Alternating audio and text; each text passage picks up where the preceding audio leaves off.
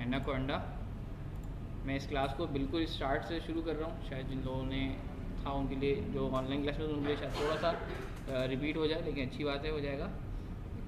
आप यहाँ दो तरह से पाइथन ओपन कर सकते हैं एनाकोंडा इंस्टॉल करने के बाद। एक तो ये कि आपके पास एनाकोंडा नेविगेटर इंस्टॉल हुआ होगा, आप एनाकोंडा नेविगेटर को ओपन कर लें। ठीक है, एनाकोंडा नेविगेटर ओपन करेंगे,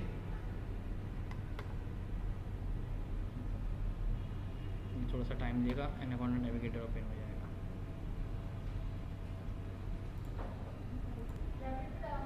ये आपके पास एनाकोंडा नेविगेटर ओपन हो गया है और यहाँ पर पाइथन के मल्टीपल आईडीईज मौजूद हैं। सही है, आईडीईज इंटीग्रेटेड, क्या फुल फॉर्म क्या है, इंटीग्रेटेड डेवलपमेंट इन्वायरमेंट। पाइथन के बहुत सारे इन्वायरमेंट मौजूद हैं, ठीक है, कि जिसके ऊपर आप पाइथन रन कर सकते हैं। मैं आईडीई के बहुत ज़्यादा डेप्थ में नहीं जा रहा, क्योंकि यहाँ पे आईडीई बताना शायद किसी काम का नहीं हूँ कि आप लोग डेटा एनालिसिस करने के लिए बैठे हुए हैं। अगर सीएस के स्टूडेंट हो तो मैं मज़ीद डेप्थ में जाऊँ कि उसकी ज़रूरत क्यों पड़ती है और वो कंपाइलर क्या होता है, ये सब चीज़ें फ़ायदेमंद नहीं है आप लोगों के लिए। शायद मैं हाल में बता भी चुका था एक आध दफ़ा, वॉइस में बताया था, कहाँ बताया था। ठीक है, यहाँ पे जुपिटर नोटबुक है, सिंपल इसको लॉन्च कर लें।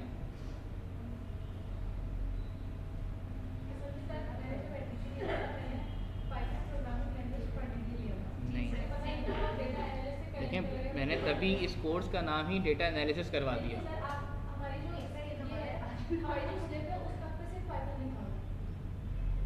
ये मैंने फर्स्ट डे से इनको मैंने यहाँ पे जुपिटर नोटबुक लॉन्च की और मैं अपने ब्राउज़र के ऊपर इस पेज पे आ गया। ठीक है, मेरा लोकल होस्ट एक पाथ बन गया जिसके ऊपर मेरे यहाँ पर जुपिटर नोटबुक ओपन हो गई है। ठीक है, मैं यहाँ न्यू फाइल करके फ़ाइल ओपन कर सकता हूँ। पहला तरीका तो ये है। ठीक है, दूसरा तरीका ये है कि मैं बिला वजह नेविगेटर ओपन ना करूँ, मैं डायरेक्ट ही यहाँ पर जुपिटर नोटबुक सर्च करूँगा अपने सर्च बार में, तो यहाँ पर आ जाएगा। मैं डायरेक्ट इसको भी ओपन कर सकता हूँ। ठीक है, मैं फिर भी इसको जैसे ओपन करूँगा तो डायरेक्टली अपने ब्राउज़र के अंदर इस लिंक के ऊपर आ जाऊँगा, जो कि मुझे सेम इसी जगह पे लेकर आ जाएगा। ठीक है, मैं करके नहीं दिखा रहा, आएगा सेम जगह पर, आप लोग करके देख सकते हैं। यहाँ पर आप न्यू फाइल ओपन कर लें और जो फाइल्स आपने ऑलरेडी बनाई हुई हैं, जिस तरह मैंने कुछ फाइल्स बनाई हुई हैं अनटाइटल 1 2 3 4 5, और जो कुछ आपके पास फोल्डर्स एंड फाइल्स मौजूद हैं वो सब यहाँ पर आ रहे हैं। अच्छा, ये किस डायरेक्टरी से आपके पास ओपन हो रहा होता है, ये आपकी यूज़र डायरेक्टरी से ओपन हो रहा होता है। जो सिस्टम आपके पास इंस्टॉल है, इसमें जो भी आपका ऑपरेटिंग सिस्टम है, उसका जो यूज़र है, ठीक है, जैसे कि मेरे पास ये जो यूज़र है, मैंने इत्तेफाक से अपने यूज़र का नाम यूज़र ही रखा हुआ है। ठीक है, वरना लोग अपना नाम रख रहे होते हैं मोस्टली। ठीक है, तो आप ये देखेंगे यूज़र के अंदर इस डायरेक्टरी से ओपन हो रहा है, यानी कि वो जो आपको चीज़ें यहाँ नज़र आ रही हैं, फोल्डर्स के नाम नज़र आ रहे हैं, फाइल्स और बाकी चीज़ें नज़र आ रही हैं, इमेजेस वगैरह, वो सारी चीज़ें आपको यहाँ भी नज़र आना शुरू हो जाएंगी। ये अनटाइटल फाइल हो गई, ये कुछ डेटा फाइल्स हो गई, और बाकी ये कुछ फोल्डर हो गए, सेम फोल्डर्स। ठीक है, तो इस पास से ओपन हो रहा है। इंस्टॉलेशन के टाइम पर आपको एक ऑप्शन मिलेगा,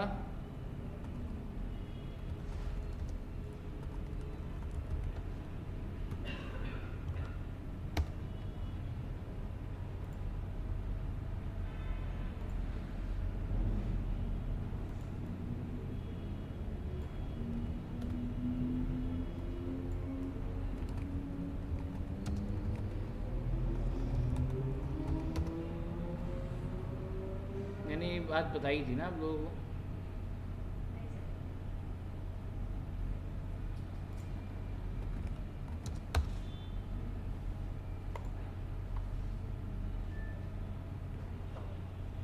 इंस्टॉलेशन के टाइम पर आपके पास एक वक्त आएगा कि इंस्टॉल करने से पहले एक इस तरह की विंडो आएगी जो आपको बोलेगा कि इस पर अनचेक हुआ होगा add Anaconda to my path environment variable. ठीक है, इस पर अनचेक है। अगर मैं इसके ऊपर चेक करेंगे आप, तो ये उसके नीचे की जो पैराग्राफ लिखा हुआ है, लाइन्स लिखी हुई हैं, ये रेड मार्क हो जाएगी, यानी कि आपको वार्निंग अलर्ट करेगा कि आप ऐसा काम नहीं करें। ठीक है, लेकिन इसको ऐसा करने में कोई मसला नहीं है, आप इसको एडिट पाथ एनवायरनमेंट में ऐड कर दें। उससे फ़ायदा ये होगा कि आप इसको किसी भी इन्वायरमेंट से जाकर आप इसको ओपन कर सकते हैं। यानी कि आप जब डायरेक्ट जुपिटर ओपन करेंगी तो आपको तो डिफ़ॉल्ट डायरेक्टरी से ओपन करेगा, डिफ़ॉल्ट आपका जो यूज़र सेट हुआ है वहाँ से ओपन करेगा। लेकिन अगर आप चाहती हैं किसी स्पेसिफिक फ़ोल्डर से जाके पाइथन ओपन करें। लेट्स सपोज आप एक प्रोजेक्ट बनाना चाह रही हैं, आपने एक फ़ोल्डर बनाया हुआ है डी ड्राइव के अंदर, ई ड्राइव के अंदर, और आपने अपने ऑफिस का या कोई भी प्रोजेक्ट का एक फ़ोल्डर एलोकेट किया हुआ है। इस फोल्डर में फाइल्स भी रखी हुई हैं। आप चाह रही हैं मैं जितनी वर्किंग करूँ सब यहीं पर ही सेव होते रहे, और यहीं से फाइल उठे और यहीं पर ही सेव हो जाए, यहीं सारे रिजल्ट सेव हो रहे हों, बिला वजह दूसरी जगहों पर सेव ना हो। तो उसके लिए आप फिर आपके लिए वो आसानी हो जाएगी कि आप उस डायरेक्टरी से भी पाइथन डायरेक्ट ओपन कर सकती हैं। ठीक है, उस डायरेक्टरी से पाइथन कैसे ओपन करेंगी, जब आपने ये एडिट इन्वायरमेंट पे क्लिक किया हुआ होगा तो आपका ऑटोमेटिकली आपको ये पाथ पे क्लिक किया होगा तो आपका इन्वायरमेंट में पाइथन की स्क्रिप्ट्स और पाइथन के कुछ लिंक्स हैं वो पाथ के अंदर ऐड हुए होंगे। ये शायद मुश्किल बात लग रही हो, लेकिन इसको जाने दें। फ़ायदा इससे ये होगा कि आप किसी भी प्रोग्राम किसी भी आप किसी भी जो है फ़ोल्डर के अंदर जाकर आप इजीली पाइथन ओपन कर सकते हैं। ठीक है, जैसे मैंने यहाँ पर आया JDC बेसिक्स पाइथन के फ़ोल्डर में आया, अब मैं इस फोल्डर से ही पाइथन ओपन कर सकता हूँ। ठीक है, मुझे इस पोजीशन पे आना है, ज़ाहिर है मैं कमांड प्रॉम्प्ट खोल लेता हूँ, CMD खोल लेता हूँ। ठीक है, मैं सेम इस पोजीशन पे आ गया और यहाँ मैं JUPYTR जुपिटर नोट बुक लिखूँगा, मेरा जुपिटर नोटबुक विल भी यहाँ से ओपन हो जाएगा। ठीक है, जुपिटर नोटबुक ओपन हो गया। ज़ाहिर है मेरे पास 2 जुपिटर नोटबुक ओपन हो गए होंगे। ये देखें, एक तो ये 8888 के नाम से लोकल होस्ट डिक्लेयर हुआ हुआ और एक दूसरा डिक्लेयर हो गया 888889। ठीक है, तो ये आप दोनों इस तरह से भी कर सकते हैं। मैं पहले वाले को बंद कर देता हूँ ताकि दूसरे वाले उसी फोल्डर में रहते हुए काम कर लूँगा, वो ज़्यादा बेहतर है। ये भी बंद कर देता हूँ। वाइट जी, ब्राउज़र में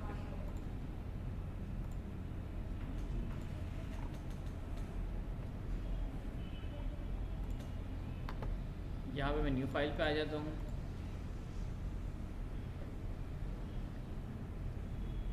ये मेरी न्यू फाइल ओपन हो गई है। ठीक है, कर्नल सेलेक्ट कर लिया, पाइथन का कर्नल सेलेक्ट करना है मुझे। यहाँ पे मैं इजीली अपनी पाइथन को लिख सकता हूँ। जुपिटर नोटबुक जो मेरी तरफ से रिकमेंडेड है वो इस वजह से कि इसका जो इंटरफेस है वो बहुत अच्छा है, यूज़र फ्रेंडली है। सेल बाय सेल इसके अंदर आप इजीली कोई भी कमांड लिखेंगे पाइथन की, सही, कोई भी कोड लिखेंगे उसका रिज़ल्ट उसी के नीचे आ जाएगा। VS कोड के अंदर क्या होता है कि उसका जो है ना रिज़ल्ट दूसरी लाइन में आ रहा होता है, दूसरा एक पार्ट बना होता है। ठीक है, ग्राफ वगैरह के विजुअलाइजेशन नहीं हो पाती, लेकिन यहाँ आप जो कुछ भी करेंगे आपके रिज़ल्ट सामने आपको शो हो रहे होंगे। ठीक है, अच्छा, क्लास जो हमने स्टार्ट की थी वो बहुत बेसिक तरह से स्टार्ट की थी। मैं उनको बहुत तेज़ी से रिकैप करूँगा, सही, थोड़ा सा आप लोग अपने आप को अपने जहनों को मज़ीद आमादा कर लें, क्योंकि इसमें लेट करना नहीं है, बहुत आसान चीज़ है। देखिए, मैंने यहाँ से स्टार्ट करा, 2+2 से स्टार्ट कर देता। मैंने कहा था कि आप लोगों को शायद पाइथन पे डर होगा, प्रोग्रामिंग लैंग्वेज का डर है कि कैसे प्रोग्रामिंग लैंग्वेज को यूज़ करें, पहली मरतबा यूज़ कर रहे हैं तो कुछ नहीं करें, प्रोग्रामिंग लैंग्वेज को एज आ कैलकुलेटर यूज़ करें, बेसिक अर्थमेटिक ऑपरेशंस इसके ऊपर परफॉर्म करें। जैसे मैंने 2+2 किया, तो पाइथन के अंदर 2+2 करेंगे तो क्या आंसर आएगा, सेम आंसर 4 आएगा। जिस तरह से किसी प्रोग्रामिंग लैंग्वेज के अंदर या किसी भी कैलकुलेटर के अंदर से आंसर आता है, इस तरह से 2 चीज़ों को माइनस करके देख लें, आंसर 3 आ गया। सेम इस तरह से मल्टीप्लिकेशन के लिए आपको डायरेक्ट यूज़ करना होता है, आपने मल्टीप्लाई करके देख लिया, आंसर 12 आ गया। क्या मैं प्रिंट करवा ही नहीं रहा ना अभी, अब तो सिंपल में दो नंबर्स को के ऊपर एक अर्थमेटिक ऑपरेटर लगा रहा हूँ, plus minus multiply divide. Divide के लिए मुझे स्लैश का साइन यूज़ करना होता है। ठीक है, ये मैंने डिवाइड कर दिया, आंसर मेरे पास 3.0 आ गया। डिवाइड जब किसी भी वेरिएबल को करें, किसी भी 2 नंबर्स को आपस में डिवाइड करेंगे तो भले वो नंबर्स आपके पास इंटीजर्स हों, आपके पास आंसर हमेशा फ्लोट में आता है। नंबर्स की डेटा की मैंने आपको टाइप्स बताई थी शायद,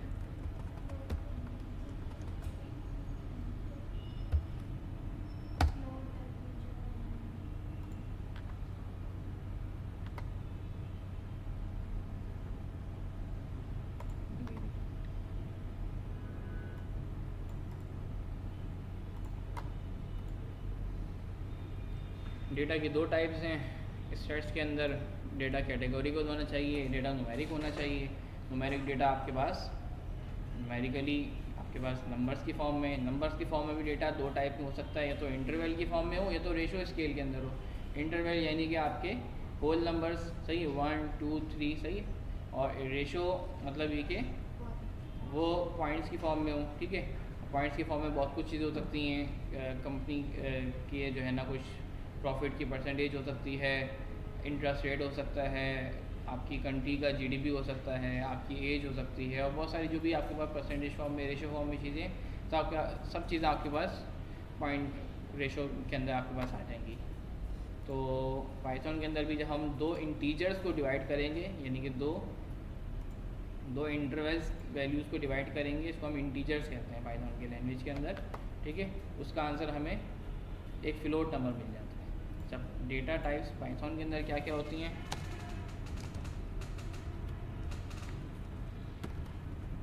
अच्छा बाकी इसके अलावा सब चीज़ें जो मैंने यहाँ पे कैटेगोरिकल हैं, वो ज़ाहिर कैटेगोरिकल को पाइथन इस तरह से डिवाइड नहीं करता, ये तो स्टैट्स के अंदर हम कर रहे होते हैं। कैटेगोरिकल मतलब है कि सब अल्फ़ा न्यूमेरिक कैरेक्टर्स के अंदर जो कुछ आपका इन्वर्टेड कॉमास के अंदर लिखा हुआ है, आइदर वो आपका 1 2 3 ही क्यों ना लिखा हुआ हो, अगर वो इन्वर्टेड कॉमास में लिखा हुआ है इट्स मीन आप उसको एज अ नंबर कंसीडर नहीं कर रहे, बल्कि उसको एज अ स्ट्रिंग या उसको as a categorical number consider कर रहे हैं, ठीक है।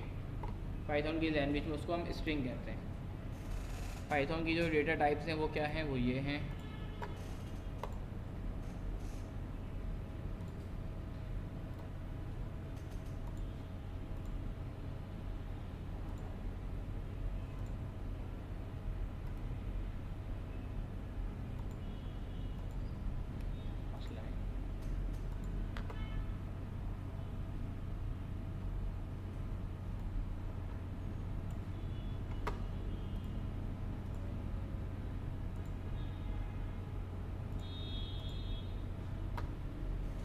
इंटीजर्स मैंने आपको जैसे बताया कि जो हमारे पास इंटरवल वैल्यूज़ हैं वो आपके पास इंटीजर्स कहलाते हैं, जो भी होल नंबर्स हैं आपके पास, ठीक है।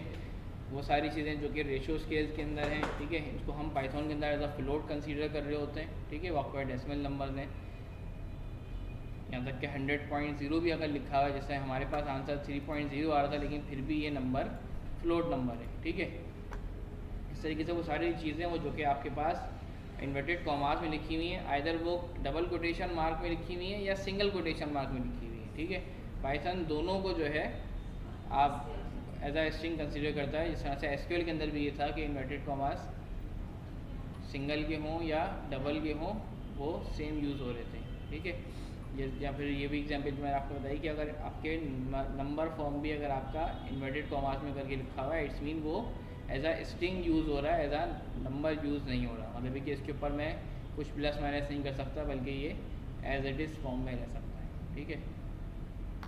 या कुछ और भी लिखा हुआ हो, कोई आपका एड्रेस लिखा हुआ हो, ईमेल एड्रेस लिखा हुआ हो, कुछ में अल्फ़ा न्यूमेरिक कैरेक्टर्स आ रहे हों, @ क्वेश्चन मार्क, कुछ और भी लिखा हुआ हो, किसी भी तरह से जो कुछ भी इन्वर्टेड कॉमास के अंदर लिखा हुआ वो सब आपका स्ट्रिंग कहलाएगा। बाकी सब चीज़ों को आगे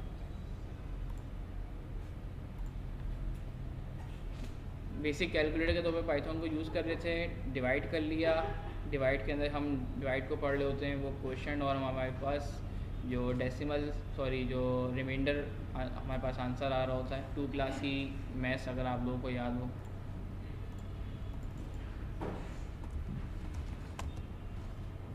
डिवाइड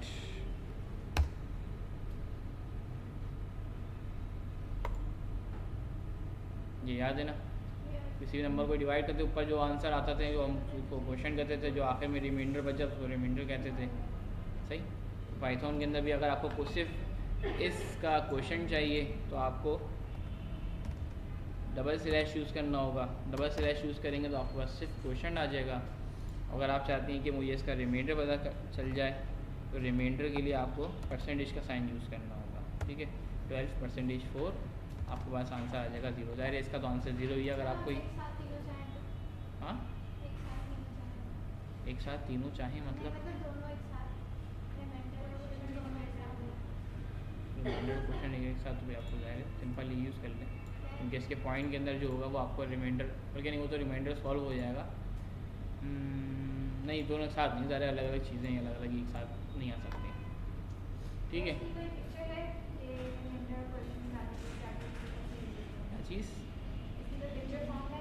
इसकी जैसे अभी आपने वो बताए थे ना फंक्शन कैसे कैसे कहाँ कहाँ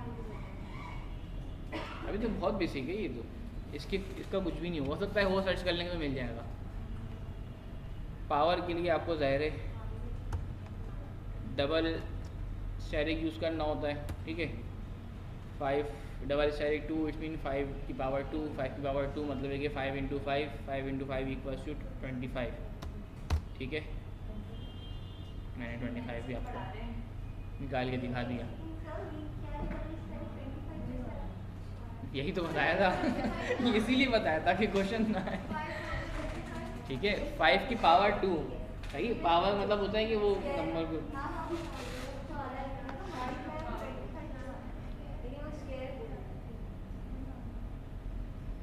ठीक है। ये तो आपका बेसिक अर्थमेटिक ऑपरेशंस आप पाइथन के ऊपर कर सकते हैं।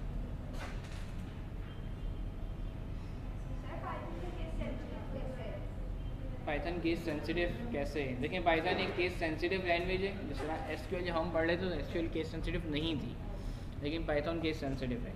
पाइथन केस सेंसिटिव इस तरह से है कि मेरे पास इसके अंदर जितने भी फंक्शंस हैं मैं उनको उसी तरह से लिखूँगा तो वो कॉल होंगे, अदरवाइज़ वो कॉल नहीं होंगे, ठीक है। केस सेंसिटिव इस तरह से है कि मैं वेरिएबल्स जो डिक्लेयर कर रहा हूँ अगर उनके अंदर मैं कैपिटल लेटर्स को यूज़ कर लूँगा तो वो एक अलग वेरिएबल बन जाएगा, स्मॉल लेटर को यूज़ करूँगा तो एक अलग वेरिएबल बन जाएगा, ठीक है। कुछ सर्टेन नाम हैं जिनको मैं वेरिएबल के तौर पे यूज़ भी नहीं कर सकता, जो कि पाइथन के डिफ़ॉल्ट नेम्स हैं, सही है। अभी आते हैं, लास्ट टाइम क्या बताया था कि फ्रेंड को यूज़ कर लिया था हमने गलती से और वो हमारा फंक्शन ही उड़ गया था उसके अंदर से, ठीक है। इसमें भी मैटर नहीं करती, नहीं। ये मैं यहाँ पे 10 स्पेस लगा दूँ, यहाँ स्पेस लगा दूँ, ये सारी करने के बाद भी करूँगा तो यहाँ तो एरर आ जाएगा। देखिए ये एरर इस वजह से आया है, ठीक है, ये मैटर नहीं करता, ठीक है। लेकिन ये तो फंक्शन है ना, ठीक है। जैसे यहाँ नहीं कर सकता मैं, लेकिन यहाँ मैं आगे पीछे दाएँ बाएँ कुछ भी स्पेसिंग करूँगा तो वो मसला नहीं होगा। देखिए वेरिएबल किस तरह से क्रिएट करते हैं। वेरिएबल क्या होता है, वेरिएबल समझें जिस तरह से हमने एलियस करके एक नाम असाइन किया था अपने किसी फंक्शन को या अपने किसी कॉलम को या फिर अपने किसी भी टेबल को, ऐसे ही किया था एसक्यूएल के अंदर। एलियस इन तीनों के ऊपर असाइन किया था, या तो जो हमने कोई फंक्शन बनाया है उसको कोई नाम दे दिया था, या तो हमने जो कोई कॉलम को हमने कोई या तो कोई नाम असाइन कर दिया था, या तो हमने कोई टेबल को कोई नाम असाइन कर दिया था।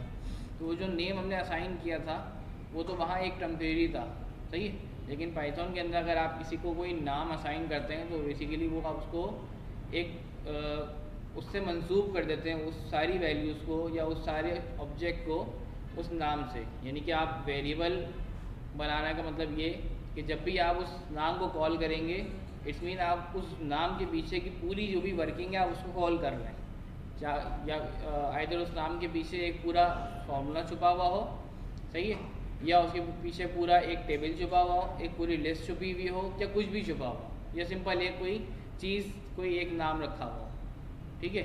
इस तरह से मैं यहाँ पर नेम के नाम से एक वेरिएबल डिफाइन कर देता हूँ और इसके अंदर मैं लिख देता हूँ अपना नाम लिख देता हूँ, ठीक है। और ये मैंने नेम के नाम, और जब भी मैं कॉल कर रहा हूँ नेम, मुझे क्या आंसर आना चाहिए, मेरा नाम आना चाहिए, मेरा नाम आंसर आ रहा है, ठीक है। क्योंकि मेरा नाम जो है इससे मंसूब हो गया, मैंने इसको ये एक टाइटल दे दिया एक तरीके से, ठीक है। ये यूँ समझ लें कि मैंने इसको एक बॉक्स में रख दिया अपने नाम को, उस बॉक्स का नाम मैंने रख दिया नेम, ठीक है। मैं जब चाहूँ उस बॉक्स में से कोई भी वैल्यू निकाल के दूसरी वैल्यू रख दूँ, ठीक है। जब चाहूँ चेंज कर दूँ, जब चाहूँ हटा दूँ। लेकिन जब भी मैंने एक मरतबा वेरिएबल डिक्लेयर कर दिया तो मेरे पास कोई दूसरा ऑप्शन नहीं है कि इस वेरिएबल को ख़त्म कर सकूँ। वेरिएबल क्रिएट हो गया, जब तक पाइथन बंद नहीं होगी तब तक के लिए वो वेरिएबल क्रिएट हो गया। जी वही, ठीक है। अब मैं चाह रहा हूँ अपने नेम को चेंज कर दूँ, अपने नेम को मैं चेंज कर देता हूँ। अब मेरे नेम के अंदर तौकीर हट गया और हसन आ गया, ठीक है। सर मैं जब भी चाहूँ अपनी मर्जी कुछ भी कर लूँ। एक और वेरिएबल बना लेता हूँ मैं जैसे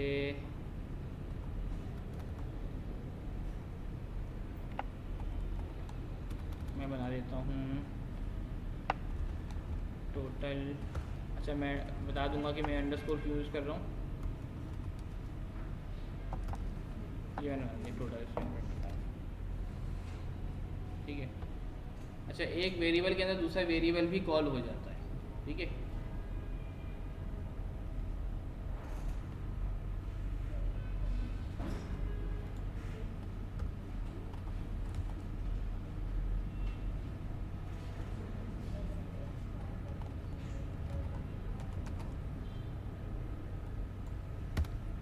डेटा एनालिसिस स्टूडेंट्स कितने हैं मेरे पास, और टोटल स्टूडेंट्स मेरे पास 200 हैं जेडीसी के अंदर। मैं चाह रहा हूँ कि डेटा एनालिसिस के स्टूडेंट्स की परसेंटेज निकल जाए, ठीक है। तो डेटा एनालिसिस के students divided by total students, चलो जो भी है, ठीक है। इन दोनों को डिवाइड कर दूँगा, मैं आंसर आ जाएगा। सर ये स्क्वायर ब्रैकेट में क्या आ रहा है बीच बीच में? कहाँ? ये तो रिजल्ट आ रहा है ना। नहीं ना सर, नाम का रिजल्ट 3325 थोड़ी ना वही, ये साइड में ये ना रोज है। जी, तो मैंने थोड़ा सा ज़्यादा जूम किया हुआ था तो ये कन्फ्यूजन हो रही थी आपको, तो मैंने थोड़ा छोटा कर दिया, ठीक है। तो मैं दो वेरिएबल्स को आपस में यूज़ कर सकता हूँ, मल्टीप्लाई कर सकता हूँ, डिवाइड कर सकता हूँ। हाँ, ये बात बिल्कुल सही है कि उन दोनों की नेचर आपस में सेम होनी चाहिए, ठीक है। जिस तरह से मैं अरिथमेटिक ऑपरेशन अप्लाई कर रहा हूँ, तो ज़ाहिर में दो नंबर्स को ही आपस में मल्टीप्लाई कर सकता हूँ, दो नंबर्स को ही डिवाइड कर सकता हूँ, दो नंबर को ही ऐड या सब्ट्रैक्ट कर सकता हूँ। मैं एक स्ट्रिंग नंबर के अंदर तो कोई एक को डिवाइड नहीं कर सकता ना, एक इंटीजर नंबर से। तौकीर को डिवाइड करूँ 5 से, आंसर क्या आएगा? एरर आएगा, ठीक है। या मैं तौकीर की पावर हसन कर दूँ तो आंसर क्या आएगा? गलत आएगा, ठीक है। तो अरिथमेटिक ऑपरेशन ज़ाहिर है आपके पास उसी पे यूज़ होगा कि जो आपके पास जो डेटा की जो टाइप है। थोड़ा सा बोर होगा आपके लिए, सॉरी इस क्लास के लिए मेरी कोई गलती नहीं है इसमें जी। बोर्डिंग की शॉप क्यों चल रही है? ठीक है,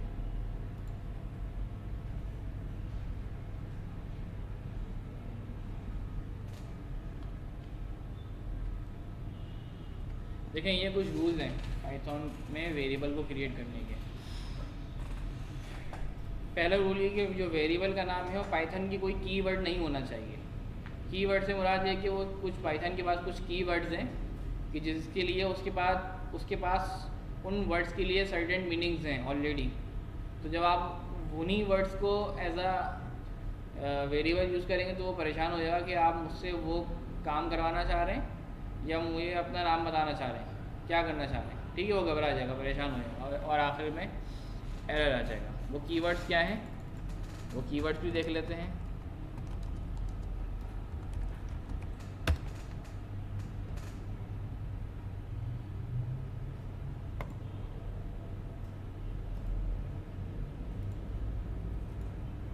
वो कीवर्ड्स कुछ ये हैं, सही है। अब ये आपको लग रहा होगा शायद बहुत अजीब से कुछ हैं, लेकिन इसको इग्नोर कर दें। ये ऑलमोस्ट सभी आप यूज़ कर लेंगे इस बेसिक पाइथन के अंदर, ठीक है। नहीं भी यूज़ किया है इसमें, अगर ग्लोबल यूज़ नहीं किया, लैम्डा एसर्ट एग्जीक्यूट यूज़ नहीं किया, तो ये दोस्तों को मसला नहीं है। यील्ड मैंने भी आज तक यील्ड यूज़ नहीं किया, क्यों यूज़ होता है मुझे नहीं पता, ठीक है। बाकी सब तो हो ही जाते हैं, ठीक है, मसला नहीं। अच्छा, ये क्वेश्चन मेरे ख्याल में लास्ट क्लास में आया था कि ये इसको याद करने होंगे, मुझे पता याद है किसने पूछा था, तो नहीं याद नहीं करने होंगे, ये आपको खुद पता चल जाएगा। ये सारी चीज़ें आप सीख लेंगे तो आपको आइडिया हो जाएगा कि ये कहाँ कहाँ यूज़ हो रही हैं। तो आपको इनको याद भी करने की ज़रूरत नहीं है, बल्कि ये खुद ही अपनी जगहों के ऊपर यूज़ हो जाएगा, पता भी नहीं चलेगा आपको कि आप इनको याद करके बैठी हुई हैं या क्या होना है। तो ये खुद जैसे आप एंड और सिलेक्ट वेयर आपने याद किया, नहीं याद किया, वो खुद ही आइडिया हो गया कि मुझे क्वेरी एग्जीक्यूट करनी है तो मुझे कब वेयर लगाना है, कब ग्रुप बाय लगाना है, कब हैविंग लगाना है, कब उसमें लिमिट यूज़ करनी है। सब चीज़ों को आपको खुद ही आइडिया हो गया। सेम इसी तरह से यहाँ पे भी ये सब चीज़ों का आपको खुद ही आइडिया हो जाएगा, ठीक है। तो वेरिएबल बनाने के लिए पहला आपके पास जो तरीका ये है कि आपके पास वो कीवर्ड नहीं होना चाहिए, ठीक है। यानी कि मैं प्रिंट के नाम का कोई भी वेरिएबल नहीं बना सकता, क्योंकि प्रिंट पाइथन के अंदर एक कीवर्ड, जैसे मैंने एक कीवर्ड लिखा, यहाँ पे आप देखेंगे कलर भी इसका ग्रीन हो गया, सही है। तो ये ग्रीन कलर भी इस बात की इंडिकेशन कर रहा है कि ये एक कीवर्ड है, आप इसको यूज़ ना करें। अगर मैं ये करके यूज़ कर लूँगा, प्रिंट इक्वल्स टू 5 कर देता हूँ, ठीक है, तो दोबारा वही मसला आ गया।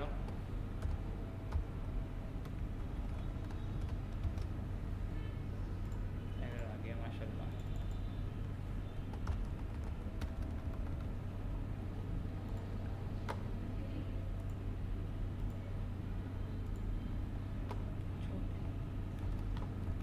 इस एग्जाम्पल को ही छोड़ देते हैं, इस एग्जाम्पल में क्यों मसला है, ये मुझे सर्च करना पड़ेगा कि प्रिंट का कीवर्ड को अगर मैं यूज़ कर लेता हूँ तो इससे वेरिएबल डिक्लेयर कैसे हो जाता है, या हो सकता है इससे वेरिएबल डिक्लेयर हो जाए तो उससे नुकसान यही हुआ कि फिर आपका वो फंक्शन की फंक्शनैलिटी ख़त्म हो जाती है।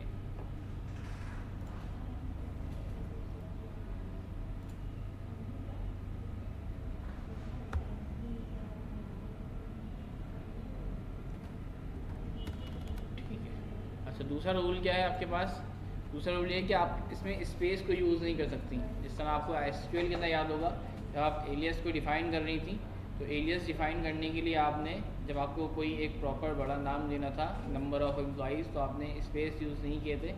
ज़रिए स्पेस से वो अलग अलग करेक्टर्स बन जाते, अलग अलग वर्ड्स बन जाते। तो उसके लिए आपने क्या यूज़ किया था, आपने अंडरस्कोर यूज़ कर लिया ताकि वो लगे एक पूरा वर्ड, लेकिन वैसे वो सेग्रीगेट रहे, अलग अलग रहे। तो सेम इधर भी इस तरह से मैंने यहाँ पर डेटा एनालिसिस स्टूडेंट्स लिखा है, तो उसके लिए मैंने स्पेस नहीं दिया बल्कि अंडरस्कोर को यूज़ कर लिया।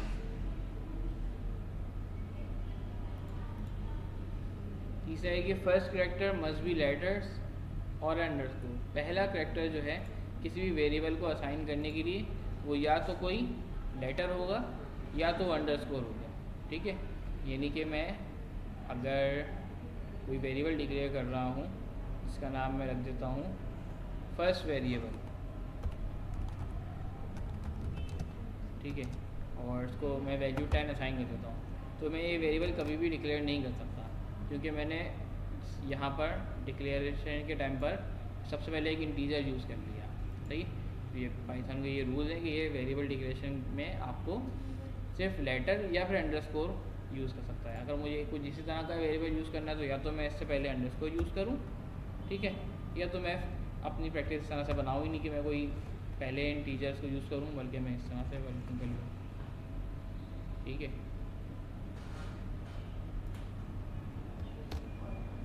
ये ऑटोमेटिक क्लियर हो जाएगा। आफ्टर फर्स्ट करेक्टर में यूज़ लेटर, डिजिट्स और अंडरस्कोर। फर्स्ट लेटर यूज़ करने के बाद अब आपकी मर्ज़ी है कि आप कोई भी लेटर यूज़ कर लें, ठीक है, अंडरस्कोर यूज़ कर लें या कोई नंबर्स भी यूज़ कर लें। यानी कि मैं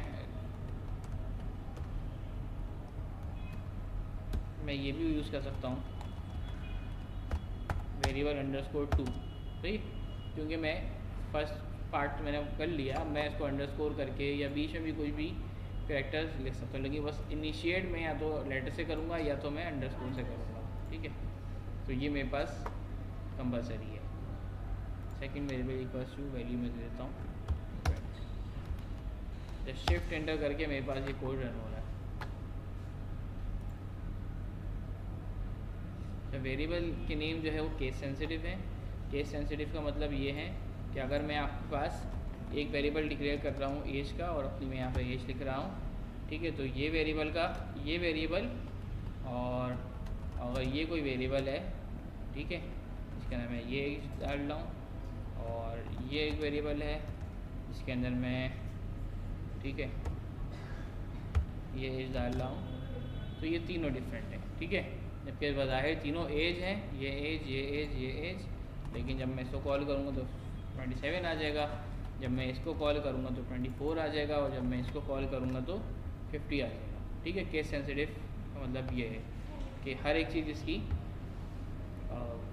अपर लोअर कैरेक्टर्स इसके अलग अलग हैं, ठीक है। सेम इसी तरह से वेरिएबल के सो आपकी फंक्शंस के अंदर भी फंक्शन को अगर आप जैसे लिखना है, प्रिंट का फंक्शन इस तरह चलता है, ठीक है। ये मैं बताता हूँ कि प्रिंट का फंक्शन क्या होता है। प्रिंट का फंक्शन ऐसे चलता है, मैं चाहूँ कि प्रिंट का पी कैपिटल कर दूँ, ये चलाऊँ तो एरर आ जाएगा, कभी नहीं चलेगा, जबकि ये प्रिंट है, ठीक है, लेकिन नहीं चलेगा।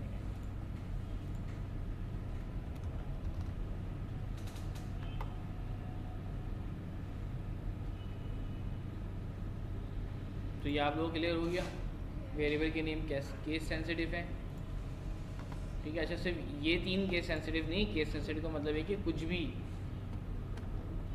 आप ये कर लें, ये भी एक अलग वेरिएबल बन जाएगा, ये एक अलग वेरिएबल बन जाएगा, ठीक है। ये तो आपके पास ये एक अलग वेरिएबल बन जाएगा, ये एक अलग वेरिएबल बन जाएगा, ठीक है।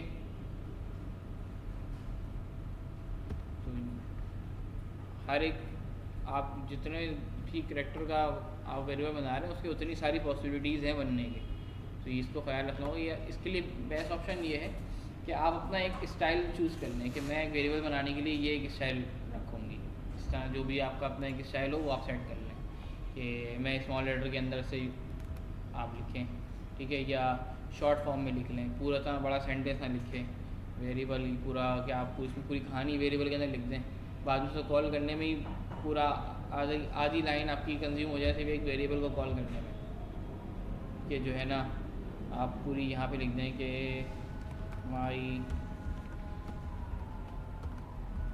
परसेंटेज इन 9th क्लास इस, आपने बोल दिया 80%। तो इतना बड़ा वेरिएबल बनाने की ज़रूरत क्या है, परसेंटेज 9 बोल दें इसको, अभी आएगा ना, जब आएगा तो पढ़ेंगे, अभी आए कहाँ है।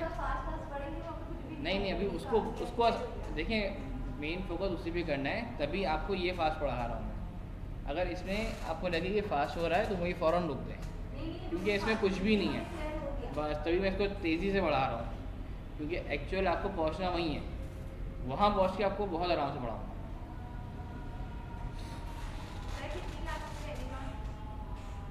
5 आज के मिला के 5 होगा, वैसे तो 6 होनी चाहिए, लेकिन आपकी एक क्लास ज़ाया हो गई ना, वो भी बेकार ही हो।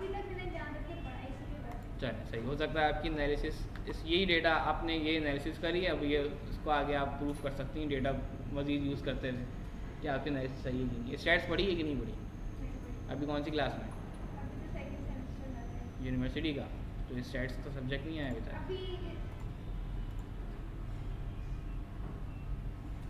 लेकिन ये वेरिएबल हमने बना दिए, इस तरह से वेरिएबल बनाना लेकिन नहीं होगा, आप शॉर्ट वेरिएबल्स बनाएं, ठीक है, ताकि आपको कॉल करने में भी आसानी हो जाए, वरना आप कितनी बड़े चीज़ें लिख के उसको वर्किंग करेंगी। वेरिएबल डिक्लेरेशन हो गया।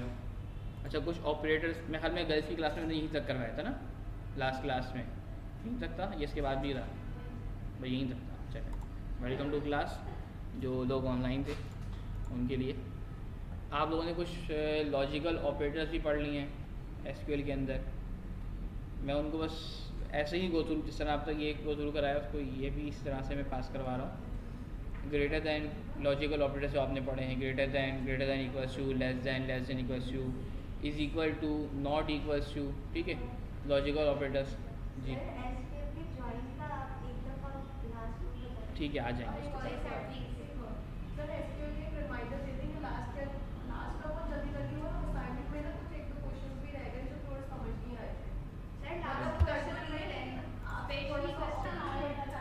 एक और दूंगा जिसमें ज्वाइन वाइन सब लगाना होगा। अच्छा, इधर आ जाएं, इधर आ जाएं। जी भाई, 2 इज़ ग्रेटर देन 1। जी भाई, क्या आंसर आना चाहिए इसका? ट्रू। ट्रू क्यों बोला आपने? हाँ, लॉजिकल ऑपरेटर्स के जो आंसर्स आएंगे वो क्या आएंगे? वो ट्रू एंड फॉल्स में आएंगे। तो जो इसके आंसर्स आ रहे हैं ट्रू या फॉल्स, पाइथन के अंदर ये जो आंसर है ये भी एक डेटा टाइप है, सही है। इस डेटा टाइप को पाइथन के अंदर कहते हैं बूलियंस, सही। इसको हम यूज़ करते हैं बूल के नाम से, ठीक है। मतलब ये कि जो भी लॉजिकल ऑपरेटर से आपका आंसर निकल के आने वाला है वो या तो ट्रू होगा या तो फॉल्स होगा। तो ये आपके पास एक और डेटा टाइप आपने कवर कर ली जिसको हम कहते हैं बूल।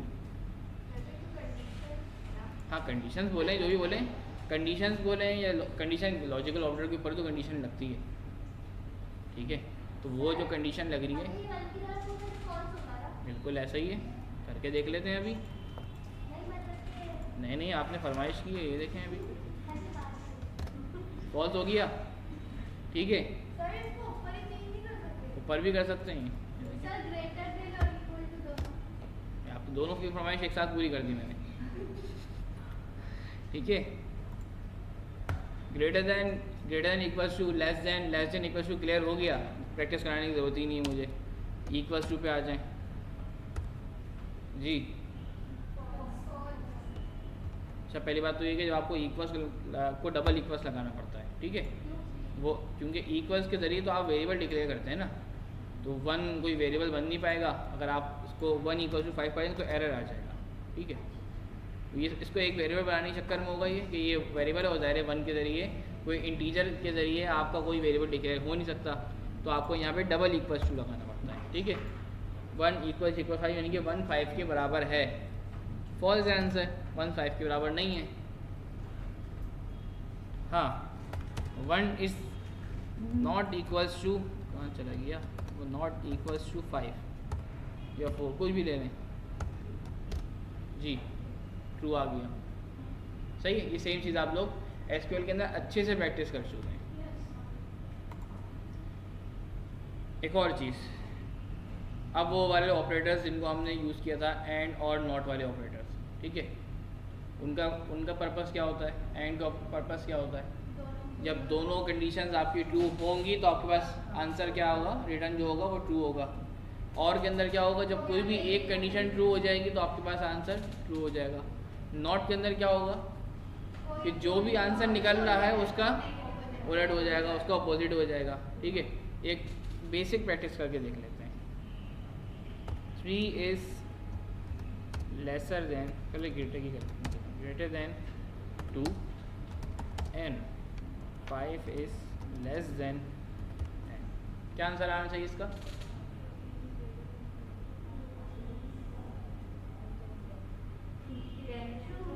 ट्रू। दोनों कंडीशन ट्रू है, 3 भी 2 से बड़ा है और 5 भी 10 से छोटा है। जब ये दोनों कंडीशन ट्रू होंगी तो आपके पास आंसर ट्रू आएगा, ठीक है। ये सारी वही चीज़ें जो आप वेयर करके लिखते थे आगे, बस वहाँ आप कॉलम का नाम यूज़ करते थे और उसको आप कोई ना कोई वैल्यू असाइन करते थे कि where height that is less than फलाना फलाना डेट, सही है, या gender is like male or is equal to, ठीक है। यहाँ आप ये चीज़ इसको इस तरह से लिख रहे हैं। एक भी ठीक नहीं हो, ज़ाहिर है ये तो ठीक है लेकिन ये ठीक नहीं है। अगर एक भी ठीक नहीं होगा तो आपके पास आंसर फॉल्स आ जाएगा। सेम इस तरह से, लेकिन यही कंडीशन हो लेकिन यहाँ पर आपके पास और लगा हो तो अब आपके पास आंसर क्या आना चाहिए, और लगा हुआ है ट्रू, क्योंकि इससे तो आंसर आपके पास ट्रू निकल रहा है, इससे भले आंसर आपका फॉल्स आ रहा हो। तो इन दोनों में कोई भी एक ट्रू होगा तो आपके पास आंसर ट्रू रिटर्न हो जाएगा, ठीक है। किसमें,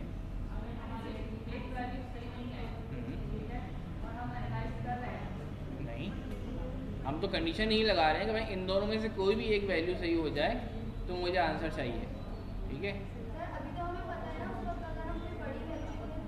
जो भी वैल्यू लिखें आप इसके यहाँ कॉलम्स को यूज़ कर लें, आपकी कंडीशन ही यही हो रही है कि भाई मैं तो या तो इसकी पर वर्किंग कर रही हूँ, जिस तरह जिस तरह आप ह्यूमन रिसोर्सेज के अंदर वर्क कर रही थी। हाँ, उससे कोई फ़र्क नहीं पड़ता, उससे कोई फ़र्क नहीं पड़ता कि आपकी फ़र्स्ट वैल्यू ट्रू हो या आपकी लास्ट वैल्यू ट्रू हो, इससे फ़र्क नहीं पड़ता, आपके पास आंसर ट्रू ही आएगा। मैंने कंडीशन डिवाइड कर दी, अब पहली कंडीशन फॉल्स हो रही है और सेकंड कंडीशन ट्रू हो रही है, लेकिन लेकिन आंसर मेरे पास फिर भी ट्रू आ रहा है, क्योंकि और की वजह से आपके पास दोनों में से कोई एक भी कंडीशन ट्रू होगी तो आपके पास आंसर ट्रू आ जाएगा। अच्छा, नॉट ऑपरेटर,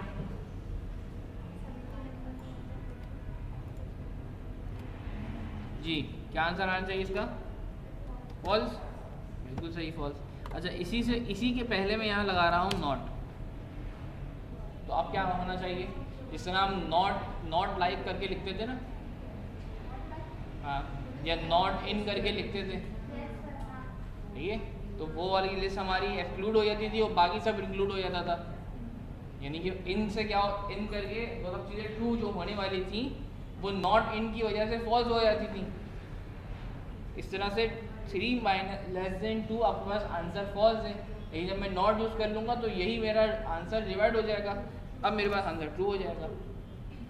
ठीक है, तो बातों को मुझे कंडीशन इस तरह से पास करनी पड़ती है कि अगर उसका आंसर उससे अगर फॉल्स हो तो आप उसको डिवाइड कर दें। ठीक है, ये भी इसके ऊपर मेरे ख्याल से मेहनत करने की ज़रूरत नहीं है, आप लोगों को आ गई है। और ये चीज़ें ऐसी हैं कि आप प्रैक्टिस भी कर सकते हैं, इसमें कोई लाइब्रेरी की इंस्टॉलेशन नहीं है और कोई बहुत ज़्यादा हार्ड एंड फास्ट भी नहीं चल रहा, बहुत आसानी से चल रहा है। और अल्हम्दुलिल्लाह क्लास में भी आधा घंटा भी बाकी है, मुझे ये देखकर भी खुशी हो रही है, जितनी क्लास हमारी आधा घंटा लेट स्टार्ट हुई थी। यानी कि आप लोग समझ चुके हैं, एसक्यूएल की अच्छी तरह प्रैक्टिस कर चुके हैं, तो मुझे इस पर टाइम लगाना नहीं पड़ रहा। ये मैंने अपनी यूनिवर्सिटी के स्टूडेंट्स को 2 क्लास में कवर कराया था, जो मैंने आप 2 घंटे की 2 क्लास में कवर कराया था। इंट्रोडक्शन एसक्यूएल, हाँ,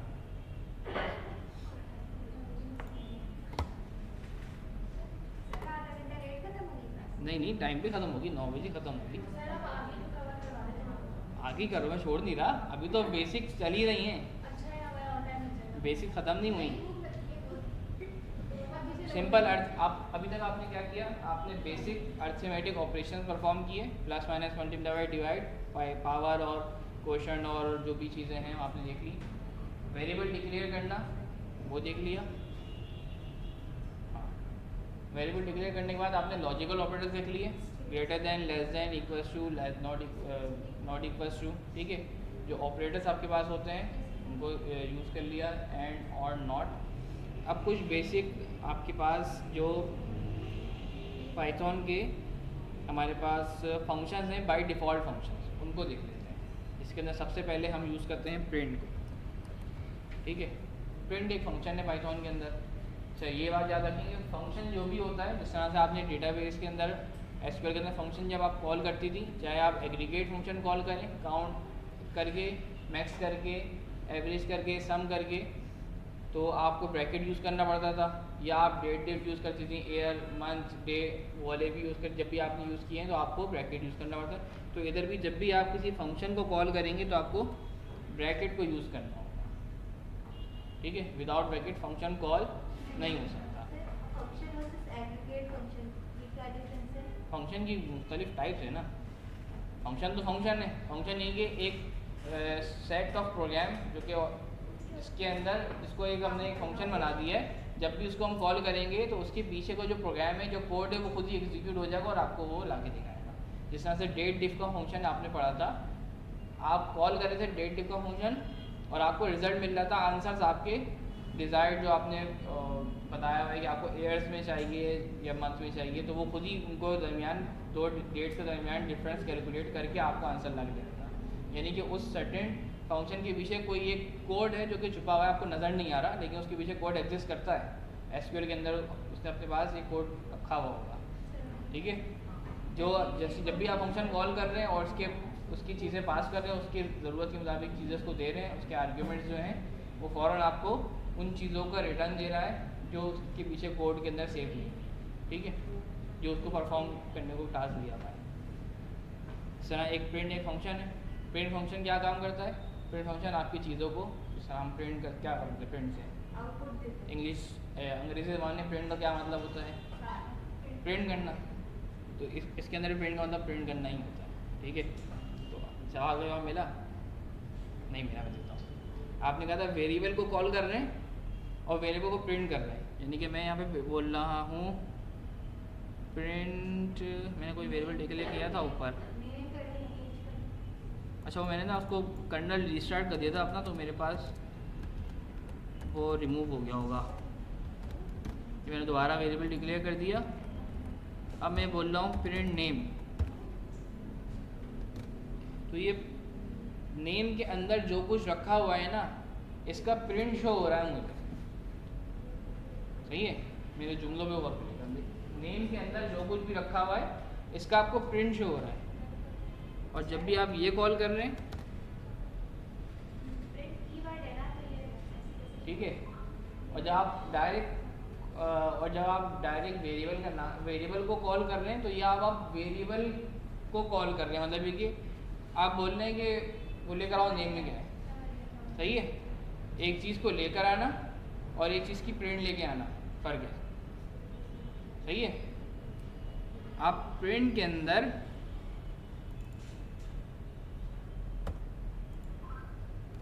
प्रिंट टू तो कर दिया, लेकिन प्रिंट टू के अंदर आप टू ऐड नहीं कर सकती।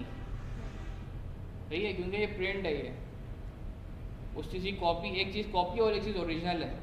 ओरिजिनल के साथ आप कॉपी को कभी ऐड नहीं कर सकती, ठीक है। लेकिन आप यहाँ हमेशा कर सकती हैं।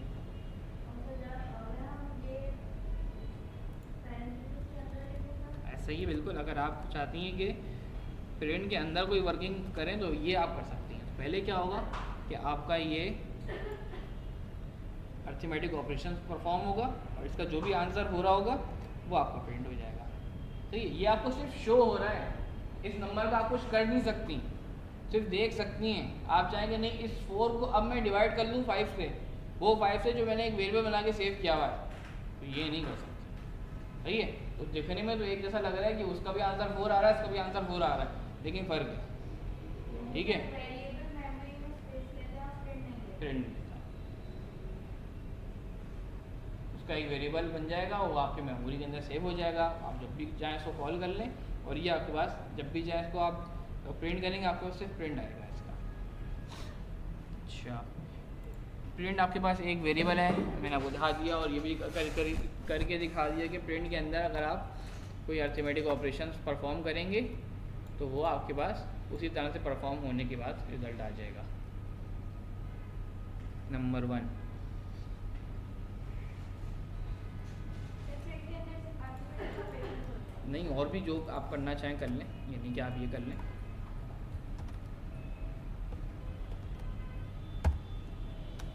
और नॉट ये सब प्रिंट के अंदर करना सब एक साथ कर दें।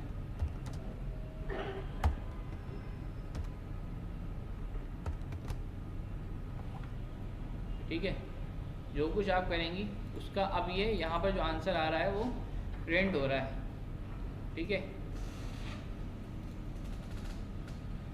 ये आप ये नहीं कर सकती कि इसको मैं कहीं सेव करा लूँ इस वैल्यू, क्योंकि आपने इसके साथ प्रिंट लगाया हुआ है, ठीक है। जब आपको वैल्यू सेव करानी होगी तो आपको इसको वेरिएबल के साथ लिखना होगा, ठीक है। आपने नाम लिख दिया माई लॉजिक, और फिर आप यहाँ लॉजिक प्रिंट करा लें। अच्छा, आपने एक बार वेरिएबल डिक्लेयर कर दिया है तो आपको यहाँ दोबारा लिखने की ज़रूरत नहीं है। आप सिंपल थोड़ा सा लिखने के बाद टैब प्रेस करेंगी तो आपको यहाँ पे इसके सजेशन आ जाएगी खुद ही, ठीक है। भले वो आपने वेरिएबल एग्जीक्यूट किया हो कि नहीं किया हो, ठीक है। मैंने अब तक यहाँ पे इसको एंटर करके एग्जीक्यूट नहीं किया, लेकिन इसकी टेम्प मेमोरी में खुद ही सेव हो गया कि कोई चीज़ है जो बनाई जा चुकी है, इतना कोड सही है, तो उसने अपने पास सेव कर लिया। तो आपको ऑप्शन दे दिया है लिखने का, क्लिक करके आप उसको कंप्लीट कर सकते हैं अपने वेरिएबल के नाम को, ठीक है। ये हो गया बात। प्रिंट आपको समझ में आ गया। एक और आपके पास फंक्शन है जो कि है लेंथ के नाम से। लेंथ के नाम से फंक्शन मैंने आपको एसक्यूएल में कराया नहीं था, लेकिन आपको दिखाया ज़रूर था, जो कि आपको किसी भी स्ट्रिंग की लेंथ बता रहा था कि आपके पास उस स्ट्रिंग के अंदर कितने नंबर ऑफ़ कैरेक्टर्स हैं, ठीक है। तो ज़ाहिर है इसके अंदर भी आपके पास, अगर मैं लेंथ के अंदर नेम डाल के एंटर करूँगा तो मुझे तौकीर के नाम के अंदर जो नंबर ऑफ़ कैरेक्टर्स हैं वो आप पता चल जाएंगे कि तौकीर के नाम के अंदर इतने कैरेक्टर्स हैं। ये हम काउंट से भी तो कर सकते हैं, तो एसक्यूएल में हम काउंट से कर देंगे ना। नहीं नहीं, ऐसे में काउंट थोड़ी करते थे। काउंट काउंट तो रॉस का काउंट बताता था, ठीक है। ये तो आपको उस सर्टेन जो वैल्यू है उसके अंदर कितने नंबर ऑफ करेक्टर्स हैं ये वो बता रहा है, ठीक है। अब देखें लेंथ एक फंक्शन है जो कि स्ट्रिंग वैल्यूज़ को लेता है और उनमें नंबर ऑफ करेक्टर्स जो है वो बताता है। अब आप चाहेंगे यहाँ पे लेंथ के अंदर मैं 7 लिख के इंटर कर दूँ तो क्या होगा? एरर आएगा ना, बिल्कुल सही बात है, एरर आएगा। क्यों? क्योंकि लेंथ 7 कुछ मैटर ही नहीं करता, कुछ पता ही नहीं पाइथन को ये क्या चीज़ें है, क्या लिख दिया आपने। क्योंकि इस फंक्शन की इस खासियत ये है कि वो स्ट्रिंग यूज़ करता है और आपको रिटर्न जो करता है वो एक नंबर रिटर्न करता है, ठीक है। लेकिन आज को आप नंबर दे देंगी तो डायरेक्ट जी जी जी ऑफलाइन रन हो रहा है कभी, देखिए इंटरनेट भी कनेक्ट नहीं है अभी तो।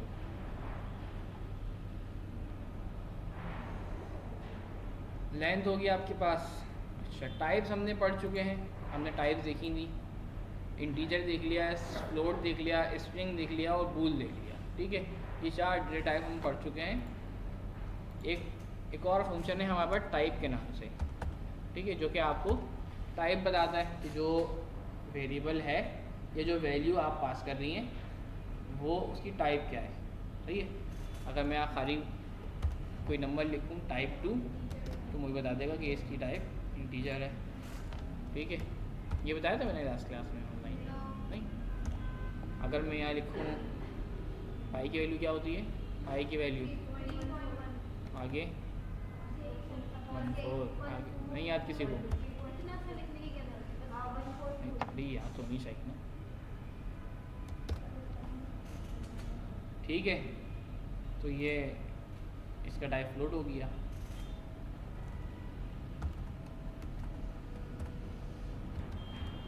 मैं यहाँ पे डायरेक्ट नेम ही कॉल कर लेता हूँ अपना, जो कि एक वेरिएबल है, उसके अंदर तौकीर सेव हुआ हुआ है।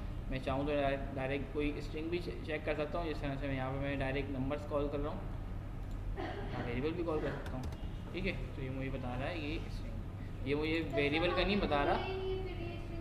क्या नेम के अंदर क्या है?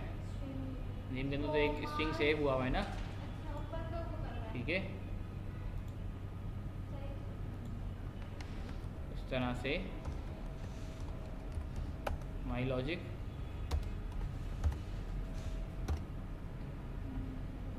ठीक है, आपके पास आ गया टाइप बूल।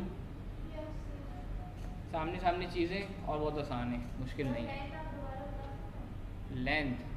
लेंथ आपके पास नंबर ऑफ कैरेक्टर्स बताता है कि जो चीज़ आपने पास की हुई है उसके वो उस स्ट्रिंग के अंदर कितने नंबर ऑफ कैरेक्टर्स हैं, ठीक है। अच्छा, नंबर ऑफ मैं यहाँ पे आपको दिखाता हूँ। लेंथ करके अगर मैं यहाँ पे लिखता हूँ इन्वर्टेड कॉमास के अंदर JDC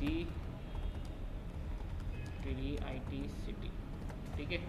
तो इसके अंदर कितने नंबर ऑफ कैरेक्टर्स हैं? इसमें सिर्फ जितने अल्फ़ाबेट्स हैं वो नंबर ऑफ कैरेक्टर्स नहीं है, बल्कि जो स्पेसेस आ रहे हैं एक्स्ट्रा उनको भी एक एक कैरेक्टर्स ये काउंट करेगा। या आखिरी में जो मैंने एक्सक्लेमेशन मार्क्स यूज़ कर लिया है वो भी एक कैरेक्टर है, यानी कि इसके अंदर 5 6 7 8 9 10 11 12 13 14 15 16 17 टोटल इसमें 17 नंबर ऑफ कैरेक्टर्स हैं, ठीक है।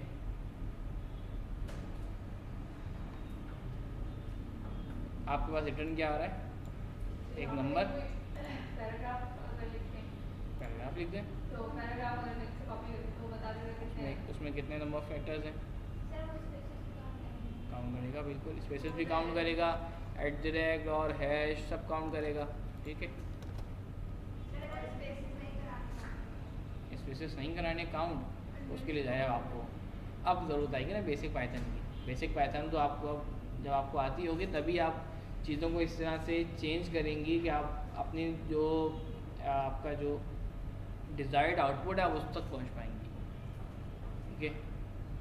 इसकी प्रैक्टिस शायद मैं आपको कोर्स में भी ना कराऊं, कोई और यूट्यूब पे भी आपको पूरी दुनिया में कोई भी आपको शायद इसकी प्रैक्टिस ना करवाएगा कि अगर आपको विदाउट स्पेस अगर आपको सिर्फ नंबर ऑफ़ कैरेक्टर्स की नंबर ऑफ़ अल्फ़ाबेट्स जो लेटर्स हैं उनका काउंट निकालना है, शायद कहीं पर भी ना हो।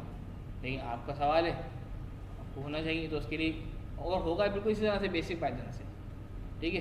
कोई ना कोई फंक्शन होगा, कोई ना कोई चीज़ होगी, वो इस तरह से यूज़ हो रही होगी कि वो फिर आप वहाँ से नंबर्स वैल्यूज़ निकलनी होगी। ठीक है, वैसे ही इस चीज़ से के लिए जो मेरे ध्यान में सवाल आ रहा है, जो सोल्यूशन आ रहा है वो ये आ रहा है कि आपको पांडास की लाइब्रेरी यूज़ करनी होगी, बगैर लाइब्रेरी की नहीं होगी, या फिर आपको रिजिक्स यूज़ करनी होगी। रिजिक्स भी एक लाइब्रेरी है।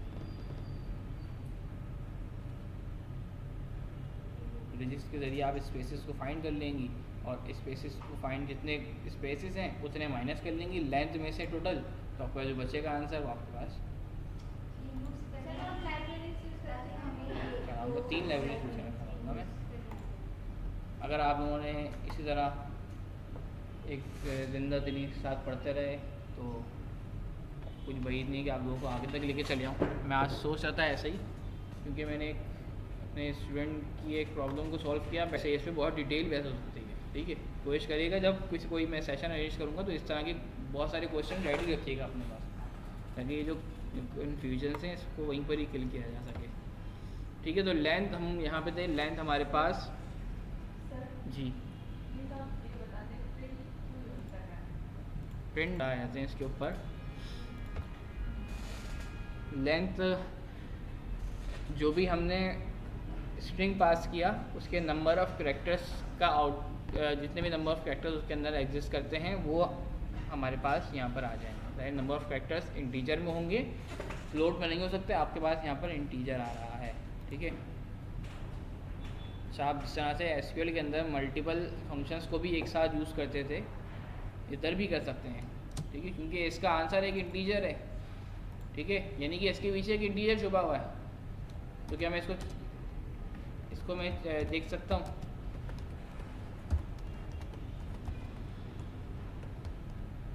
जी, अब क्या होगा? क्या आंसर आएगा? ट्रू आंसर आएगा ना भाई। इसका आंसर 19, इसका answer 7, 19 is greater than equals to 7, answer 2 आ गया, ठीक है। तो ये चीज़ जहन में रखें कि जो आपके पास फंक्शन है उसका रिटर्न क्या है। हर फंक्शन का एक रिटर्न है। प्रिंट फंक्शन का एक रिटर्न है कि आपको सिर्फ प्रिंट करके दे देता है। टाइप फंक्शन का एक रिटर्न है कि वह आपको जो भी चीज़ आपने अंदर पास की है उसकी आपको टाइप बता देता है, सही, डेटा टाइप बता देता है। लेंथ फंक्शन का रिटर्न क्या है कि आपको नंबर ऑफ़ कैरेक्टर्स बता देता है, जो कि आपके इंटीजर्स हैं। अब ज़ाहिर है वो इंटीजर्स हैं तो आप उनको यूज़ भी कर सकते हैं इस तरह से।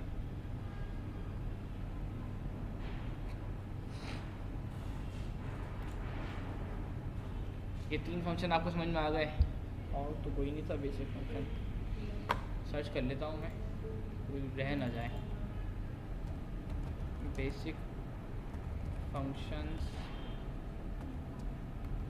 इंटरनेट नहीं चल रहा है, सर्च नहीं होगा।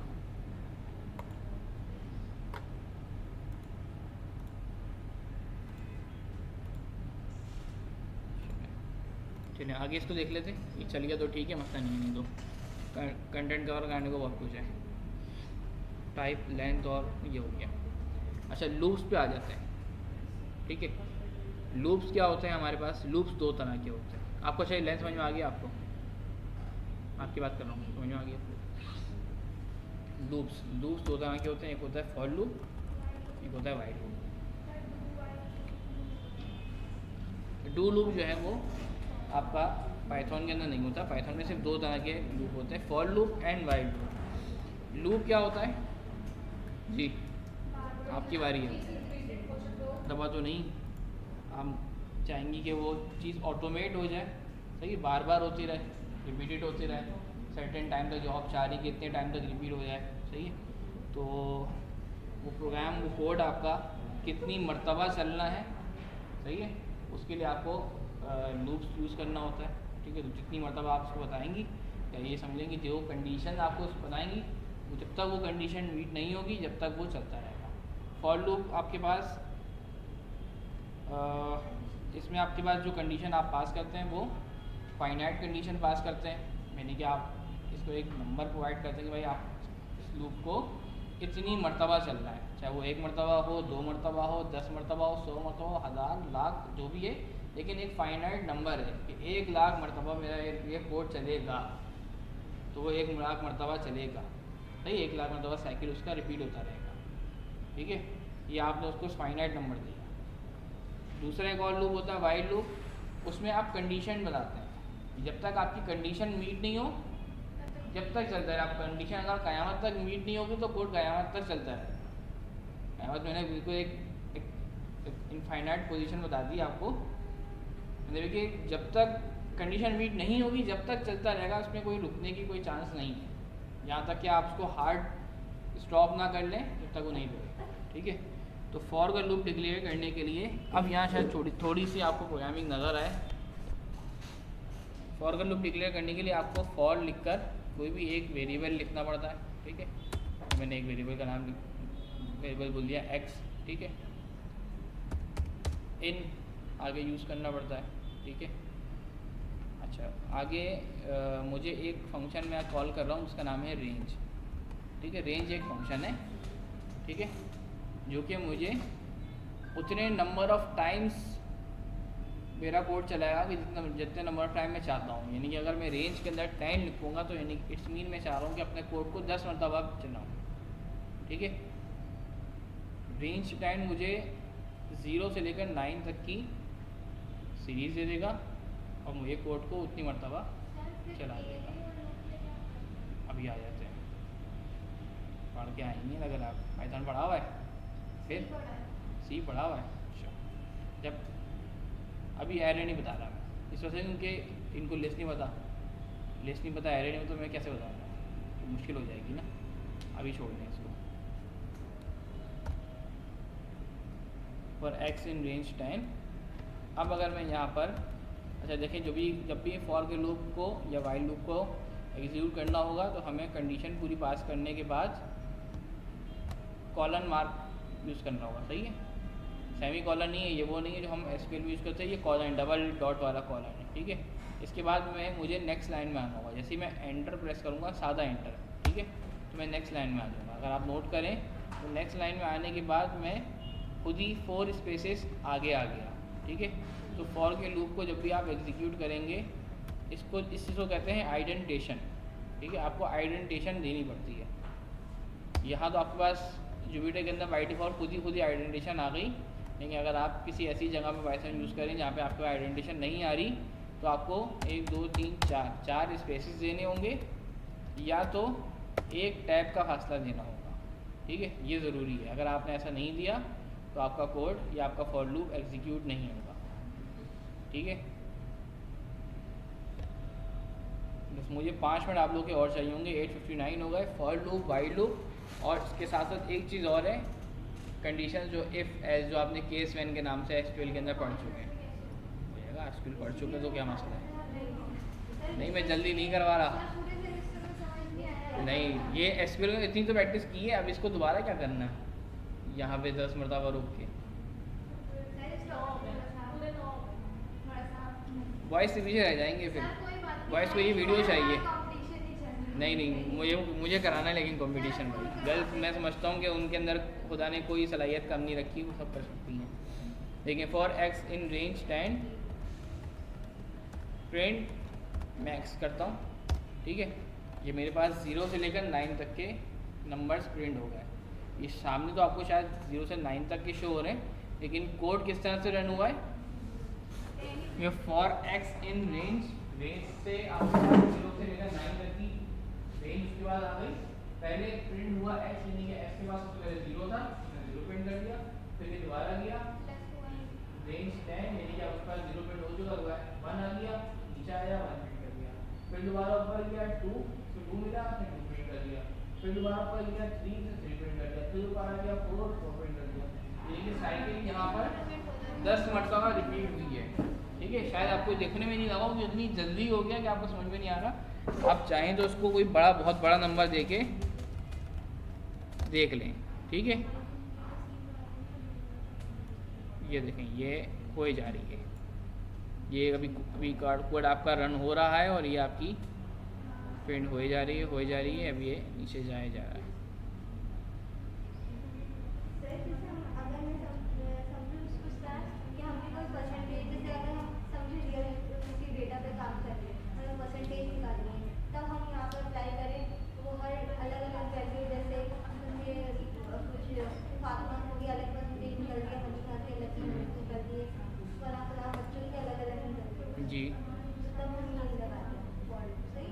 नहीं ज़रूर परसेंटेज के लिए नहीं लगाते।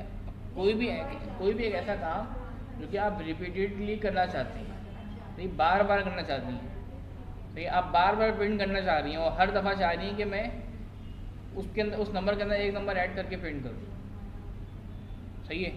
तो उसके लिए आप इस तरह से कर लें।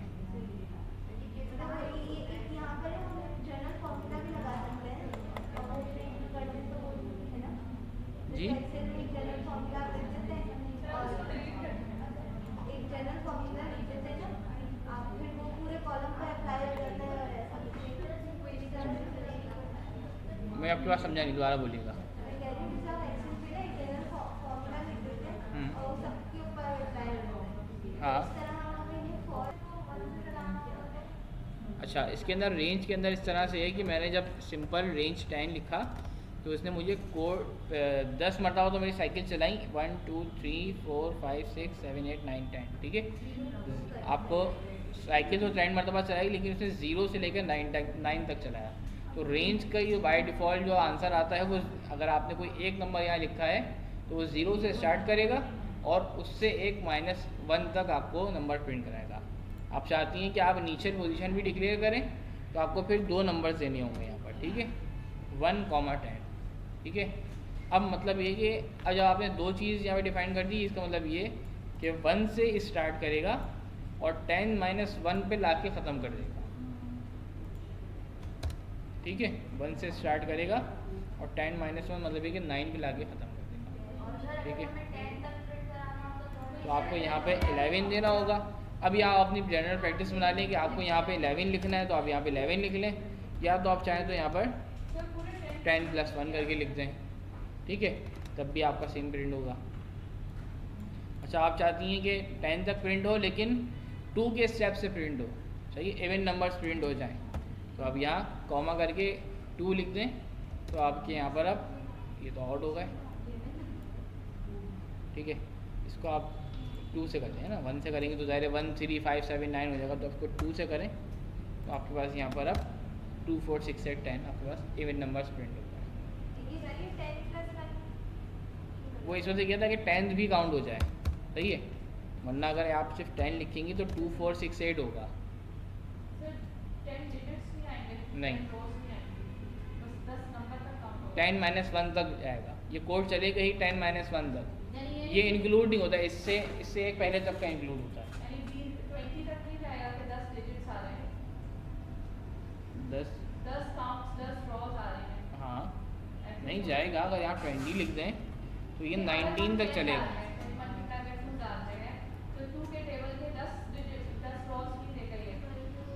समझा नहीं, दोबारा बोलें। हाँ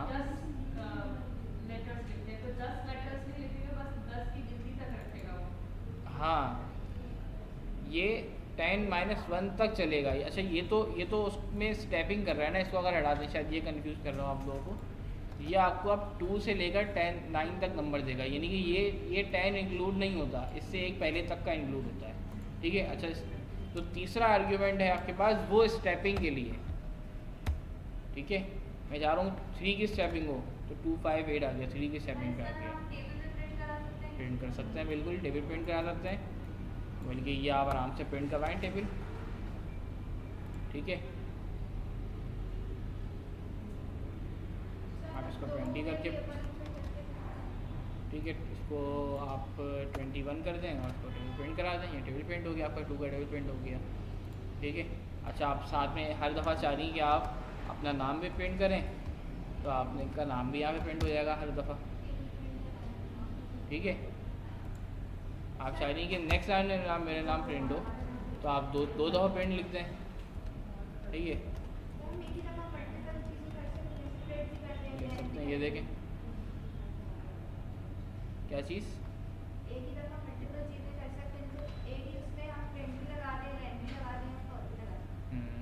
सब लग जाएगा एक ही चीज़ के अंदर। ये देखें लेंथ,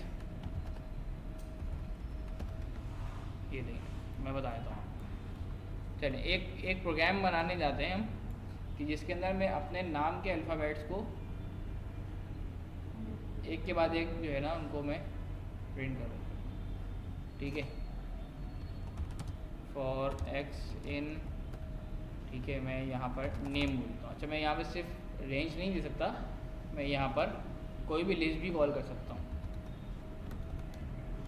ठीक है, या कोई और वेरिएबल भी कॉल कर सकता हूँ, ठीक है, क्योंकि इसके अंदर 7 कैरेक्टर्स मौजूद हैं, TAUQEER, तो ये एक एक करके मेरा कैरेक्टर भी ले लेगा।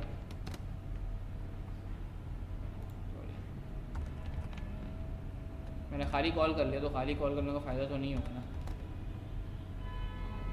ठीक है, एक एक करके कैरेक्टर आ गए। अच्छा, मैं ये कह रहा हूँ कि रेंज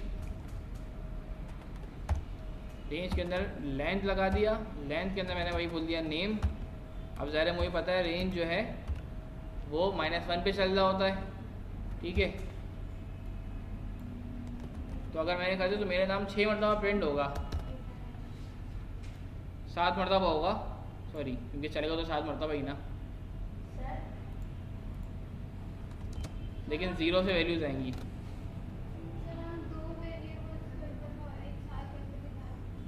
दो वेरिएबल्स को कर सकते हैं, देखिए यहाँ पे आप कोई भी वेरिएबल लगा दें, आपने रेंज के अंदर आपने लेंथ लगा दिया और साथ में आप यहाँ टाइप लगा दें। एक मिनट रुक जाएं,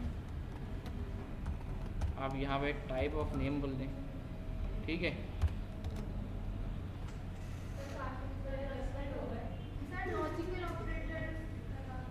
रुक जाएगा, ठीक है, हाँ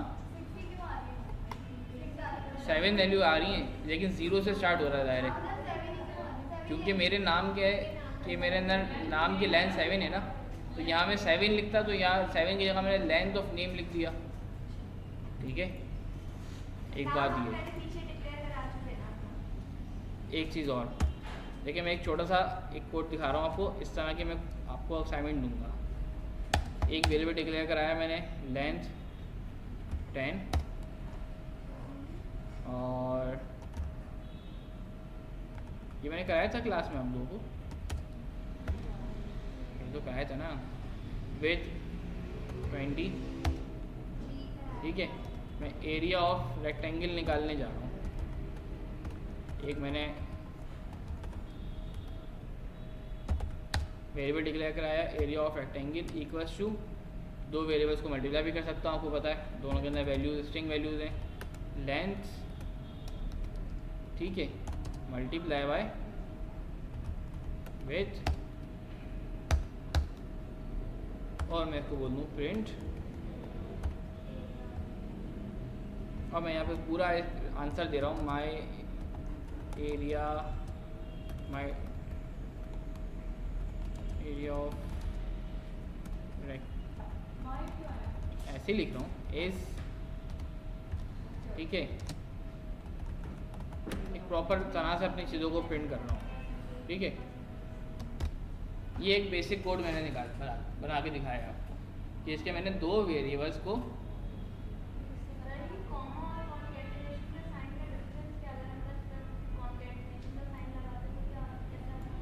देखिए ये कॉमा जो है ना आपके पास प्रिंट के अंदर आप मल्टीपल आर्ग्यूमेंट्स भी पास कर सकते हैं, ठीक है, सिर्फ ज़रूरी नहीं कि हमेशा आप एक ही चीज़ का प्रिंट ले लें, मल्टीपल चीज़ों का प्रिंट ले सकते हैं। तो जितनी भी चीज़ें आप कॉमा करके देते रहेंगी उतनी चीज़ों को वो एक साथ आपको कॉन्केटिनेट करता रहेगा। कॉन्केटिनेट आपने एसक्यूएल के अंदर देखा हुआ है कि हमने दो फर्स्ट नेम को और लास्ट नेम को कॉन्केटिनेट किया था, ठीक है। आप यहाँ पर आखिर में दोबारा इन्वर्टेड कॉमास के अंदर और कुछ बोल दें, इन्वर्टेड बोल दें, यस, वाओ, कुछ भी बोल दें आपको। अच्छा, आप कह रही हैं इसके यहाँ मैं प्लस का साइन रखूँ तो क्या होगा? मेरी बात तो यार है, ठीक है, क्योंकि ये एक स्ट्रिंग है, गैप करें ना करें फ़र्क नहीं पड़ता। ये देखें, फ़र्क नहीं पड़ता। हाँ, आप दो स्ट्रिंग्स को कॉन्केटिनेट कर सकती हैं बिल्कुल इस तरह से कि जिस तरह से ये आपने किया था, ठीक है।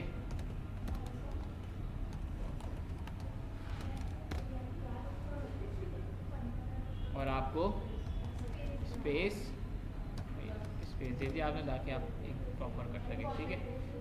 प्लस आप यूज़ हो गया, लेकिन अब क्योंकि आपके जो आपकी जो डेटा टाइप है वो स्ट्रिंग है, तो स्ट्रिंग ज़ाहिर है उनके दरमियान कोई रिज़ल्ट आपका कोई अर्थमेटिक रिज़ल्ट तो नहीं आना आपके पास, ज़ाहिर है फिर वो अभी मुझे पढ़ाने थे, मैं किसी का सवाल नहीं दे रहा। आप चलें, आपको आता है वाइल लूप, आप जा सकती हैं। हाँ देखें दूसरा लूप वाइल, क्या अल्लाह यार आराम से भाई, जाने को बोला है। वाइल लूप आपकी कंडीशन से मैटर करता है, ठीक है। फॉर लूप आपकी जो आप उसको रेंज पास कर रही थी, उसमें जितने कैरेक्टर्स थे या जितनी चीज़ें थी उनको एक एक करके कॉल कर रहा था। अगर आप कोई वेरिएबल कॉल करें तो वेरिएबल के अंदर जितने कैरेक्टर्स थे उनको एक एक करके कॉल कर रहा था।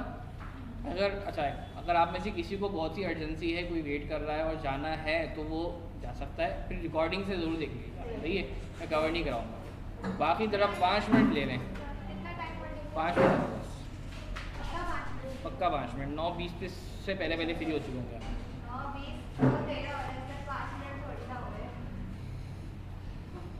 अच्छा जी, क्या बता रहा था, तो मुझे बुलवा रहे थे ना आप लोग बीच में बात करवा के। वाइल लूप, सॉरी, हाँ जी बिल्कुल ऐसे ही। फॉर लूप के अंदर हम क्या यूज़ कर रहे थे, फॉर लूप के अंदर हम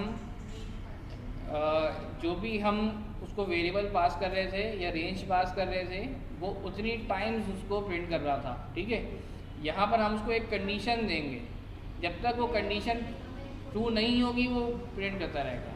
जैसे कि मैं एक वेरिएबल डिक्लेयर कर रहा हूँ आई इक्वल्स टू 1, आई के अंदर आई एक वेरिएबल है, उसके अंदर एक 1 वैल्यू है। मैं वाइल लूप डिक्लेयर कर रहा हूँ, while i is less than equals to 10, जब तक आई 10 और 10 से छोटा है तब तक प्रिंट करें आप आई को। अगर मैं इस कोड को यहाँ पे रन कर दिया ना तो आई के अंदर 1 वैल्यू, 1 हमेशा 10 से छोटा है, ता क़यामत छोटा रहेगा, ये कोड ता क़यामत चलता रहेगा, ठीक है, कभी नहीं रुकेगा। मैं वाकई बता रहा हूँ नहीं रुकेगा, मैं कभी चला दूंगा ना तो मसला हो जाएगा, फिर इसको रोकना मुश्किल हो जाएगा। क्या? हाँ वो फिर रुक जाएगा, लेकिन जब तक ये पाइथन इसमें चल रही है ना, जब तक मैं इसको बंद नहीं कर रहा पीसी को, जब तक ये कोड चलता ही रहेगा अनटिल अनलेस कि मेरी मेमोरी लॉस हो जाए मेरे पास एक सिस्टम के अंदर। हाँ हमेशा मैं सिर्फ यही बोल रहा हूँ ना कि आई 1 है और प्रिंट चेक करो कि आई जब 10 से छोटा हो तो प्रिंट कर दो आई को। तो ज़ाहिर है आई हमेशा 10 से छोटा है तो हमेशा प्रिंट होता रहेगा और चलता रहेगा। अब ये प्रिंट करने के बाद ऊपर जाएगा, चेक करेगा आई 10 से छोटा है, हाँ छोटा है, प्रिंट कर देगा, फिर ऊपर जाएगा। आई लिख सकते हैं, हाँ मैं ये कर सकता हूँ कि मैं आई के अंदर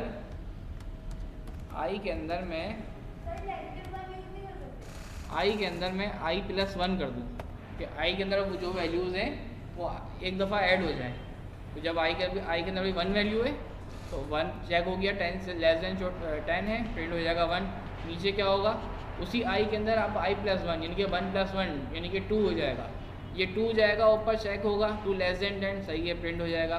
अब 2+1 3, अब 3 जाएगा चेक होने के लिए, 3 लेस देन 10, 3 प्रिंट हो जाएगा। अब ये 3+1 4 हो जाएगा, फिर ये 4 जाएगा, ठीक है। एक वक्त आएगा ये वैल्यू 10 हो जाएगी, जब ये वैल्यू 10 हो जाएगी तो 10 is less than equals to 10, condition अभी मीट कर रही है, प्रिंट हो जाएगा 10+1 11, 11 जब जाएगा तो 11 लेस देन इक्वल्स टू 10, यहाँ कंडीशन मेरी फेल हो गई, कोड खुद ब खुद रुक जाएगा, ठीक है। रन करके दिखा रहा हूँ, ये ठीक है। फॉर के लूप से भी ला सकते हैं, फॉर के लूप में हम सिंपल इसको फॉर में ये तो फ़र्क है कि यहाँ पे हम कंडीशंस बता रहे हैं, ठीक है। नहीं उसमें कंडीशन नहीं होती, उसमें आप नंबर ऑफ़ टाइम्स बताते हैं कि आपको कितने टाइम के लिए ये लूप चलाना है। उसमें आप फाइनाइट नंबर बताते हैं कि आपको 10 दफ़ा चलाना है, 20 दफ़ा चलाना है, ठीक है। इसमें मैंने ये नहीं बताया, अगर यही मैं 0.5 कर दूंगा ना तो ये कोड मेरा 20 मरतबा चलेगा, इसी को नंबर और छोटा करें तो ये नंबर मेरा उतनी मरतबा, ये कोड मेरा उतनी मरतबा चलेगा जब तक ये कंडीशन के ऊपर चल रहा है। और यहाँ मैं इसमें i = 10 कर दूँ तो मेरा कोड एक दफ़ा चलेगा। मल्टीपल कंडीशन लगा सकते हैं, ठीक है। और कंडीशंस तो कंडीशन है, एंड j = 2 कंडीशन लगा दें। जब तक वो दोनों मीट नहीं होंगी जब तक कोड चलता रहेगा। जी, वो तो खैर मेरा वो तो एक वो फिर भी मैंने फाइनाइट नंबर दिया था, वो तो मेरे सिस्टम के अंदर ही मेमोरी नहीं थी कि वो फॉर लूप ख़त्म नहीं हो सका। और वो हाँ रोक सकते हैं, ये स्टॉप बटन आपके पास है, लेकिन बातों का ये जो है ना तभी वर्क कर रहा होता है जो आपका सिस्टम जो है सही तरीके से वर्क कर रहा हो। पाइथन का एक कोई भी कोड को चलाने के बाद सिस्टम डायरेक्ट उस प्रोसेस को रन कर रहा होगा तो एक थोड़ा सा हैंग होगा, ठीक है। तो हो सकता है फिर ये बटन काम ना कर रहा हो क्योंकि सिस्टम पूरी कंजम्पशन आपकी यूज़ कर रहा है, पूरी मेमोरी यूज़ हो रही है उस चीज़ को प्रिंट करने में। तो ये चीज़ आपकी बटन आपको पूरा सिस्टम ही हैंग हुआ होगा ना, तो आप यूज़ नहीं कर पा रहे हैं। हाँ, वाइल यूज़ करना सोच समझ के करना है, क्योंकि फॉर फिर भी जो है आपकी एक वक्त आएगा रुक जाएगा, लेकिन वाइल तो जब तक कंडीशन मीट नहीं होगी रुकेगा नहीं। अच्छा देखिए, इसके अंदर ही मैंने आइडेंटिफिकेशन यूज़ की हुई है। आइडेंटिफिकेशन ये यहाँ पे कॉलन यूज़ हुआ तो यहाँ पे खुद ही आपकी जो है वैल्यूज़ प्रिंट हो गई, ठीक है। लास्ट कंडीशन है if i is less than if 5 is less than 10 greater than 10 तो क्या हो, प्रिंट कर दो नो को, ठीक है। एल्स बिल्कुल ये भी केस वैन है, जिस तरह हम एक्सेल में केस वैन करते थे, सिंपल इसमें हमने इफ़ एल्स लिखा है। इफ़ देन केस वैन कर देते ना और आखिर में एल्स लिखते थे, तो यहाँ भी हमने वही किया है। इफ़ कंडीशन दी, कॉलन ज़ाहिर है इसके लिए भी ज़रूरी है कॉलन यूज़ करना। कॉलन यूज़ करेंगे तो आपको फ़ौरन नेक्स्ट लाइन के अंदर आपको 4 स्पेस का गैप देना होगा। मैंने बोला कि अगर ये कंडीशन मीट कर रही है तो आंसर नो हो जाए, नहीं तो यस प्रिंट हो जाए। तो उसका आंसर क्या प्रिंट होना चाहिए?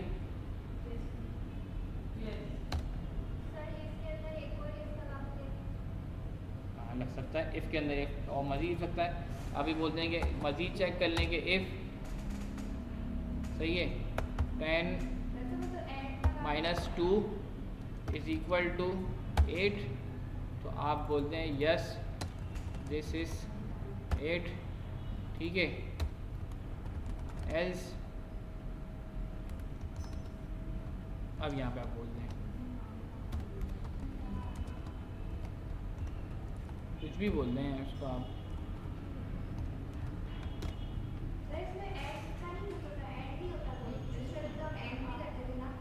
उसमें इसमें ऐड नहीं होता, सही है।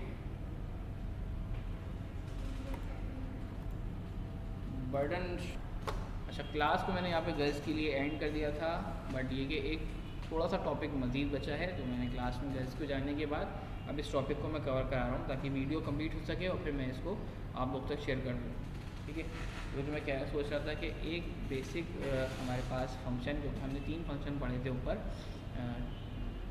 प्रिंट का, लेंथ का और टाइप का, ये 3 तो पढ़ लिए थे हमने, ठीक है। एक फंक्शन बचा था जो कि हमारे पास है इनपुट का, ठीक है। इनपुट फंक्शन क्या करता है? इनपुट फंक्शन हम जो भी वैल्यू इनपुट फंक्शन हमारे पास इसके अंदर हम जो भी वैल्यूज़ को देंगे वो उसको स्टोर कर लेगा अपने पास। यानी कि आप यूज़र से पूछ रहे हैं कि वो क्या वैल्यू, यूज़र के ऊपर आप डिपेंड कर रहे हैं कि जो भी वैल्यू आपको दे आप उसको चेक कर लें, ठीक है। तो लेट्स सपोज मेरे पास ये एक मैंने अपना कोड बनाया था, मैं इसी कोड को यूज़ कर लेता हूँ। इसमें फालतू चीज़ें कुछ रिमूव कर देता हूँ, ठीक है, कॉमा, ठीक है। अब यहाँ तो मैंने लेंथ और विड्थ जो है खुद से इनपुट कर दी थी। मैं चाह रहा हूँ कि यूज़र के ऊपर छोड़ देते हैं कि यूज़र जो भी लेंथ और विड्थ दे अपने रेक्टेंगल की, वो चीज़ मेरे पास प्रिंट हो जाए। तो अब ज़ाहिर है मुझे यहाँ पर खुद से वैल्यू नहीं देनी बल्कि यूज़र से इनपुट लेना है, ठीक है। तो मैंने यहाँ पर अगर इनपुट यूज़ कर लिया, इनपुट का फंक्शन, तो अब मैं यहाँ पर इजीली इनपुट ले सकता हूँ, ठीक है। तो ये इनपुट मैंने दोनों जगह लिख दिया। अब अगर मैं इस कोड को रन करता हूँ तो आप ये देख सकती हैं कि यहाँ पे मेरे पास कोई रिज़ल्ट नहीं आ रहा, बल्कि एक बार आ रहा है कि जहाँ पे मैं कोई वैल्यू लिख सकता हूँ। ठीक है, मैं यहाँ पे लेट्स सपोज लिख देता हूँ 5, ठीक है, और दूसरी में वैल्यू लिख देता हूँ 8। मेरे पास नीचे कुछ एरर आ गया, can't multiply sequence bye non integer type of string. ये कहना चाह रहा है ये, अच्छा कहना क्या क्या चाह रहा है, कहना ये चाह रहा है कि इनपुट का जो फंक्शन है, जो मैं बताया था कि फंक्शंस की कुछ स्पेसिफिकेशन होती है, फंक्शन में जो कोड लिखा होता है वो किस तरह से वर्क कर रहा होता है।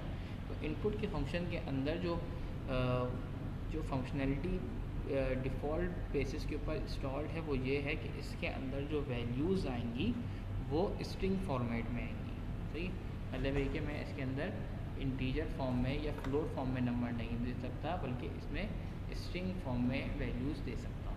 लेकिन क्योंकि मैंने इसको यहाँ पर लेंथ और वेट के साथ यूज़ किया है, कि मैं यहाँ चाहता हूँ कि मेरे पास स्ट्रिंग नहीं है, बल्कि मैं यहाँ पे चाह रहा हूँ कि मैं यहाँ पर नंबर्स दूँ, 5 दूँ, 10 दूँ, कोई ना कोई नंबर दूँ या फ्लोट नंबर दूँ, 2.5, 5.8। ठीक है, तो उसके लिए मुझे क्या करना होगा, उसके लिए मुझे करना ये होगा कि देखिए मेरे पास, आपने टाइप्स तो पढ़ ली, आपके पास मल्टीपल टाइप्स हैं डेटा की। हमने डेटा की टाइप्स ये इंटीजर, फ्लोट, स्ट्रिंग, बूल और बाकी ये सब भी, जिनको हम आगे फर्दर पढ़ लेंगे। तो ये जो टाइप्स हैं आपकी, इन टाइप्स के अपने अपने फंक्शंस भी हैं। ठीक है, वो फंक्शंस क्या क्या हैं, इंटीजर टाइप का फंक्शन इंट के नाम से है। ठीक है, यानी कि अगर मैं इंट के फंक्शन के अंदर कोई फ्लोट नंबर देता हूँ तो मुझे कन्वर्ट कर देगा इंटीजर के अंदर। ठीक है, इस तरह से फ्लोट के नाम से एक फंक्शन है, अगर फ्लोट के अंदर मैं कोई नंबर इसको असाइन करूँगा तो वो उसको कन्वर्ट कर देगा एक फ्लोट नंबर के अंदर। ठीक है, इसी तरह से स्ट्रिंग है, स्ट्रिंग के अंदर भी अगर मैं कोई भी चीज़ पास करता हूँ, कोई भी वैल्यू पास करता हूँ, तो मुझे वो स्ट्रिंग में कन्वर्ट कर देगी। तो ये बात आपको समझ में आ गई। अब ये 3 जो है वो इन्वर्टेड कॉमास में आपको शो हो रहा है, ये स्ट्रिंग में शो हो रहा है। अच्छा, ये बात आपको ज़ाहिर है, फंक्शंस की अपनी अपनी स्पेसिफिकेशंस हैं। आपको पता है कि मैं आप इंटीजर में उसी नंबर को ही कन्वर्ट कर सकते हैं जो इंटीजर में कन्वर्ट हो पाएगा। आप कभी भी यहाँ पर इस चीज़ को इंटीजर में कन्वर्ट नहीं कर सकती। जैसे ही आप उसको इंटीजर में कन्वर्ट करेंगे, आपके पास यहाँ पर एक एरर आ जाएगा। तो ये एरर ज़ाहिर है इसमें से आ रहा है क्योंकि JDC एक स्ट्रिंग फॉर्मेट का डेटा है, ये कभी भी इंटीजर में कन्वर्ट या ये कभी भी फ्लोट में कन्वर्ट नहीं हो सकता। ठीक है, हाँ ये स्ट्रिंग है, इसको आप दोबारा स्ट्रिंग में भी कन्वर्ट कर सकते हैं। ये ऑलरेडी स्ट्रिंग था, मैं इसको स्ट्रिंग में कन्वर्ट भी कर दिया, तो ये स्ट्रिंग में हो भी गया। सही, सेम इस तरह से बूल भी फंक्शन है। ठीक है, बूल फंक्शन को किस तरह से मैं कॉल करूँगा, किस तरह से वर्क करूँगा, इसको भी देख लेते हैं कि बूल के साथ में अगर कोई भी नंबर लिख रहा हूँ तो मुझे आंसर दे देगा 2। ठीक है, बूल के अंदर अगर मैं आपको 1 लिख के दिखाऊँ तो मुझे भी आंसर दे देगा 2। अगर मैं कोई और कैरेक्टर लिखूँ उसके अंदर भी मेरे पास आंसर आ जाएगा 2। ठीक है, लेकिन अगर मैं बूल के अंदर 0 लिखता हूँ तो मेरे पास अब आंसर आएगा फॉल्स। ठीक है, क्योंकि बूल के अंदर जब 0 आ जाता है, ठीक है, तो वो उसको फॉल्स कंसीडर करता है। या बूल के अंदर कोई भी चीज़ खाली आ जाती है, मैंने एक खाली स्ट्रिंग पास किया, इसमें कोई वैल्यू नहीं, तो इसको भी फॉल्स कंसीडर करेगा। ठीक है, इस तरह वो सारी चीज़ें जो कि 0 हैं या जो चीज़ खाली हैं, वो चीज़ बूल के अंदर फॉल्स हो जाती हैं, और वो सारी चीज़ जो कि अपनी एग्जिस्टेंस रखती हैं, भरी हुई हैं, ठीक है, उनकी कोई वैल्यूज़ है, वो सब चीज़ें बूल के अंदर ट्रू मार्क हो जाती हैं। ठीक है, इसका ताल्लुक सिर्फ 0 या ABC या 1 से नहीं है, इसका ताल्लुक इन सब चीज़ों से। यानी कि अगर मैं कोई ऐसा इंटीजर डिक्लेयर कर रहा हूँ जो 0 है, तो वो मेरे लिए बूल के अंदर फॉल्स बनेगा। 0 के अलावा कोई भी इंटीजर डिक्लेयर कर रहा हूँ, उसको बूल में कन्वर्ट कर रहा हूँ, तो मेरे पास वो हमेशा ट्रू हो जाएगा। ठीक है, इस तरह 0.0 को भी देख लेते हैं।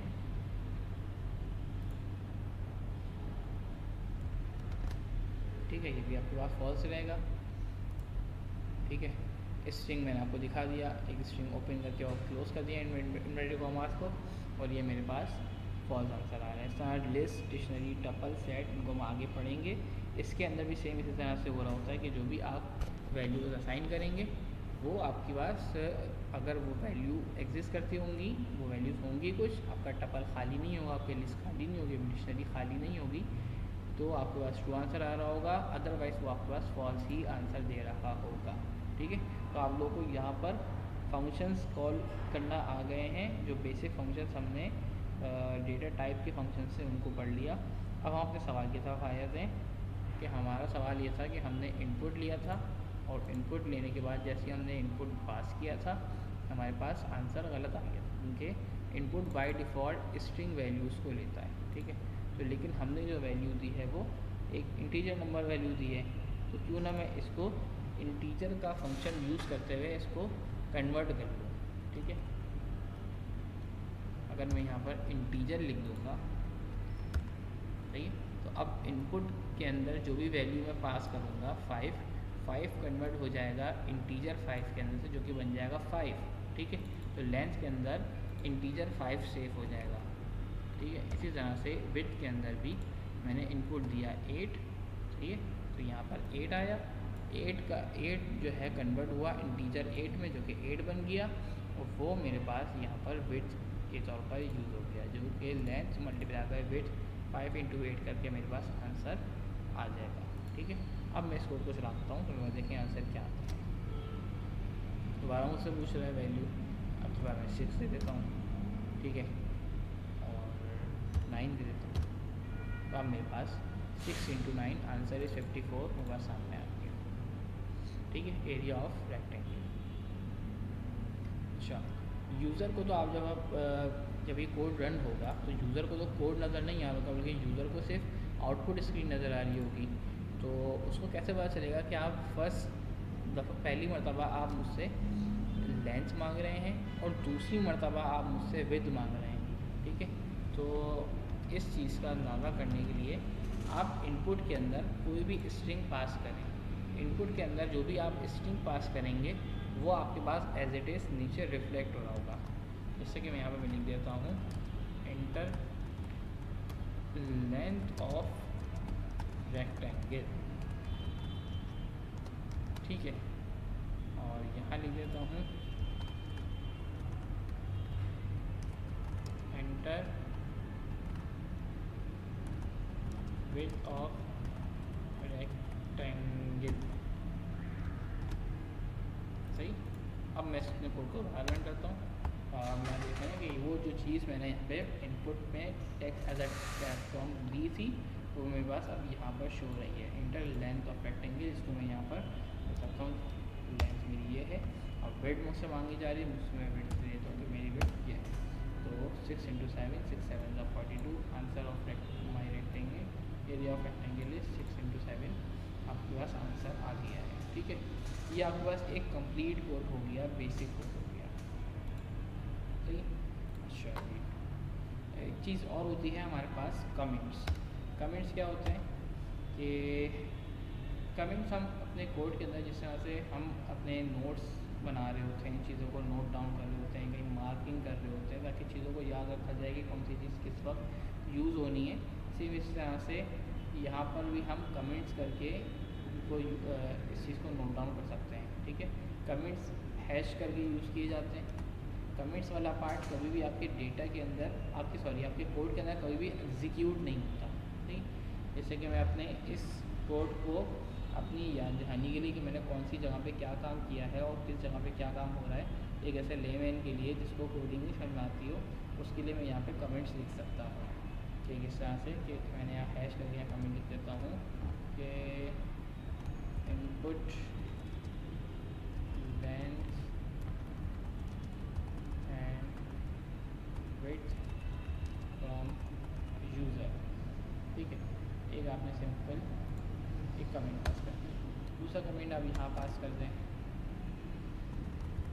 Formula of rectangle. ठीक है, इसमें आप बता रहे हैं कि area equals to length into width, ये आपने ऐसा बता दिया। सिंपल, कुछ भी अपनी याद दहानी के लिए आप कर रहे हैं और इसमें कोई कंडीशन नहीं है। अच्छा, आप ये भी चाहें तो कमेंट्स को ज़रूरी नहीं है कि आप सिर्फ एक लाइन में लिखें, आप अपने कोड वाली लाइन के अंदर भी कमेंट्स लिख सकते हैं। मतलब देखिए मैं चाह रहा हूँ कि इस जगह में कमेंट लिख दूँ, तो मैंने यहाँ पे भी हैश किया और ये कमेंट लिख दिया, तो मुझे याद आ गया कि मेरा एरिया का फॉर्मूला जो मैंने अपनी 2 क्लास में पढ़ा था वो ये था। ठीक है, तो ये आपके पास यहाँ से क्लियर हो गया। थर्ड, आपने दोबारा यहाँ पे कमेंट मार्क कर दिया कि final output of the code. ठीक है, तो ये बेसिक आपका कोड है जो कि अब कंप्लीट हो गया। इसमें आपने हर तरह से चीज़ें सीखी हैं, जिसमें आपने वेरिएबल को इनपुट करना भी सीखा है और वेरिएबल को इनपुट करने के साथ साथ उसको कन्वर्ट करना भी सीख लिया कि उसको किस तरह से इंटीजर फॉर्म में या किसी भी डेटा टाइप में कन्वर्ट करते हैं। साथ साथ आपने वेरिएबल के अंदर उस वैल्यू को स्टोर करना भी देख लिया। ठीक है, उन वेरिएबल्स को आपस में अरिथमेटिक ऑपरेशंस को यूज़ करते हुए प्लस माइनस मल्टीप्लाई डिवाइड कर लिया। 2 वेरिएबल्स को यूज़ करते हुए आपने उसको एक नए वेरिएबल में वैल्यूज़ को सेव कर दी। साथ साथ आपने प्रिंट का फंक्शन यूज़ कर लिया। ठीक है, और कुछ चीज़ें प्रिंट करके आपने अपने रिजल्ट्स को भी प्रिंट करवा दिया। ठीक है, तो इसके अंदर आपने बेसिक सारे पार्ट कवर कर लिए हैं और बाकी इसके अलावा भी बहुत सारे बेसिक पार्ट हैं जो कि आप ऑलरेडी प्रैक्टिस में कर चुके हैं। इस तरह के मज़ीद क्वेश्चंस मैं आपको एज अ प्रैक्टिस दूंगा। तो फर्स्ट ऑफ़ ऑल आप इस वीडियो को कंप्लीट देखें ताकि आप लोग उस प्रैक्टिस क्वेश्चंस को करने के काबिल हो सकें। तो अब मैं यहाँ पर इसको रन करने जा रहा हूँ, तो मैं दिखाऊंगा आपको कि रन करने से कोई फ़र्क नहीं पड़ रहा, क्योंकि मैंने पहली लाइन में लिखा था input length and width of land form user. तो मैं यहाँ पर लिखने जा रहा हूँ, मैं दोबारा फिर लेने जा रहा हूँ। ये जो मैंने लिखा था land form user, length and width form user, ये लाइन मेरी कोड में एग्जीक्यूट नहीं हुई। क्यों नहीं हुई? क्योंकि ये कमेंट्स की फॉर्म में लिखी हुई थी। कमेंट्स के फॉर्म में लिखी हुई लाइंस को इग्नोर कर दिया जाता है कोडिंग के अंदर। ठीक है, ये मैंने वैल्यू डाली दोनों अपनी और ये मेरा फाइनल रिज़ल्ट आ गया। ठीक है जी, इसी तरह से मैं जल्दी से सिर्फ आप लोगों के लिए ताकि आप लोगों को एक और कोड बना के दिखा दूँ। मैं बना के दिखा रहा हूँ एक कोड और, ताकि आसानी हो जाए। अब की दफ़ा मैं एरिया ऑफ ट्रायंगल निकालने जा रहा हूँ। ठीक है, एरिया अगर क्लास में होता तो आप लोगों से एरिया ऑफ ट्रायंगल पूछता। तो एरिया ऑफ ट्रायंगल क्या होता है? एरिया ऑफ ट्रायंगल के लिए मैं लेंथ इक्वल्स टू इनपुट, पहले तो इंटीजर डिक्लेयर कर देता हूँ। इंटीजर के अंदर मैं इनपुट डिक्लेयर कर देता हूँ। ठीक है, और इंटर लेंथ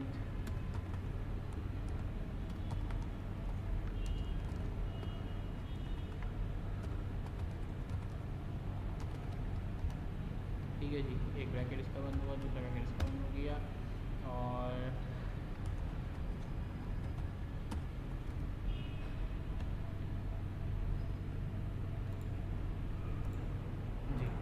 यहाँ पे लेंथ नहीं है, मैं इसको हाइट यहाँ पे डिक्लेयर कर देता हूँ और ये बेस के यहाँ से डिक्लेयर कर देता हूँ। ठीक है, ताकि कंफ्यूजन ना रहे। इनपुट इनपुट इनपुट इंटर, तो यहाँ हाइट कर देते हैं HEIGHT हाइट, इंटर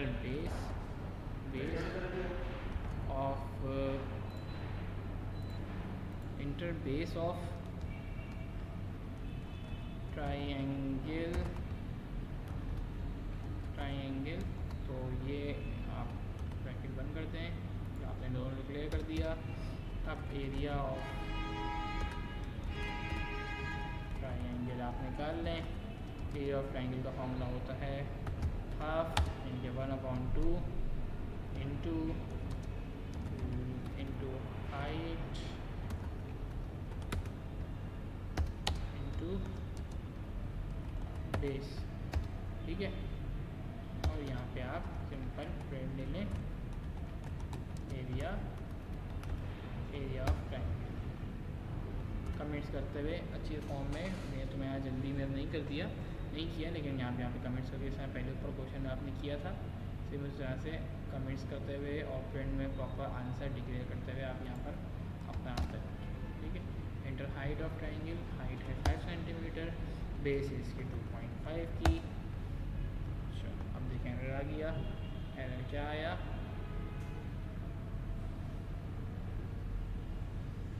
अच्छा जी इसको इंटीजर वैल्यूज देते हैं पहले 5 और 6। इसने आपके पास एरिया ऑफ ट्राइंगल कैलकुलेट कर दिया, जो कि आपके पास वैल्यूज़ आ रही हैं 15.0। 15.0 क्यों आई, इसमें इंटीजर वैल्यूज़ क्यों नहीं आई, क्योंकि ज़ाहिर है आपके जो फॉर्मूला है उसमें 1/2 शामिल है। 1/2 डिवाइड जो 1/1 डिवाइड बाई 2 हुआ है, तो आपको मैंने सबसे ऊपर बताया था कि जब भी दो इंटीजर्स आपस में डिवाइड होंगे तो उनका आंसर हमेशा फ्लोट नंबर में आएगा, तो यहाँ पे आपको हमेशा आंसर फ्लोट नंबर में आएगा, ठीक है। इस तरह के आप 1-2 क्वेश्चन और भी कर सकते हैं, जैसे मैं आपको आपका नाम 10 मरतबा प्रिंट करने में देती हूँ, कोई और चीज़ आपसे पूछनी हो, ठीक है। बेसिक क्वेश्चन आपको भी देता हूँ क्लास के बाद, तो आप लोग सबको ज़रूर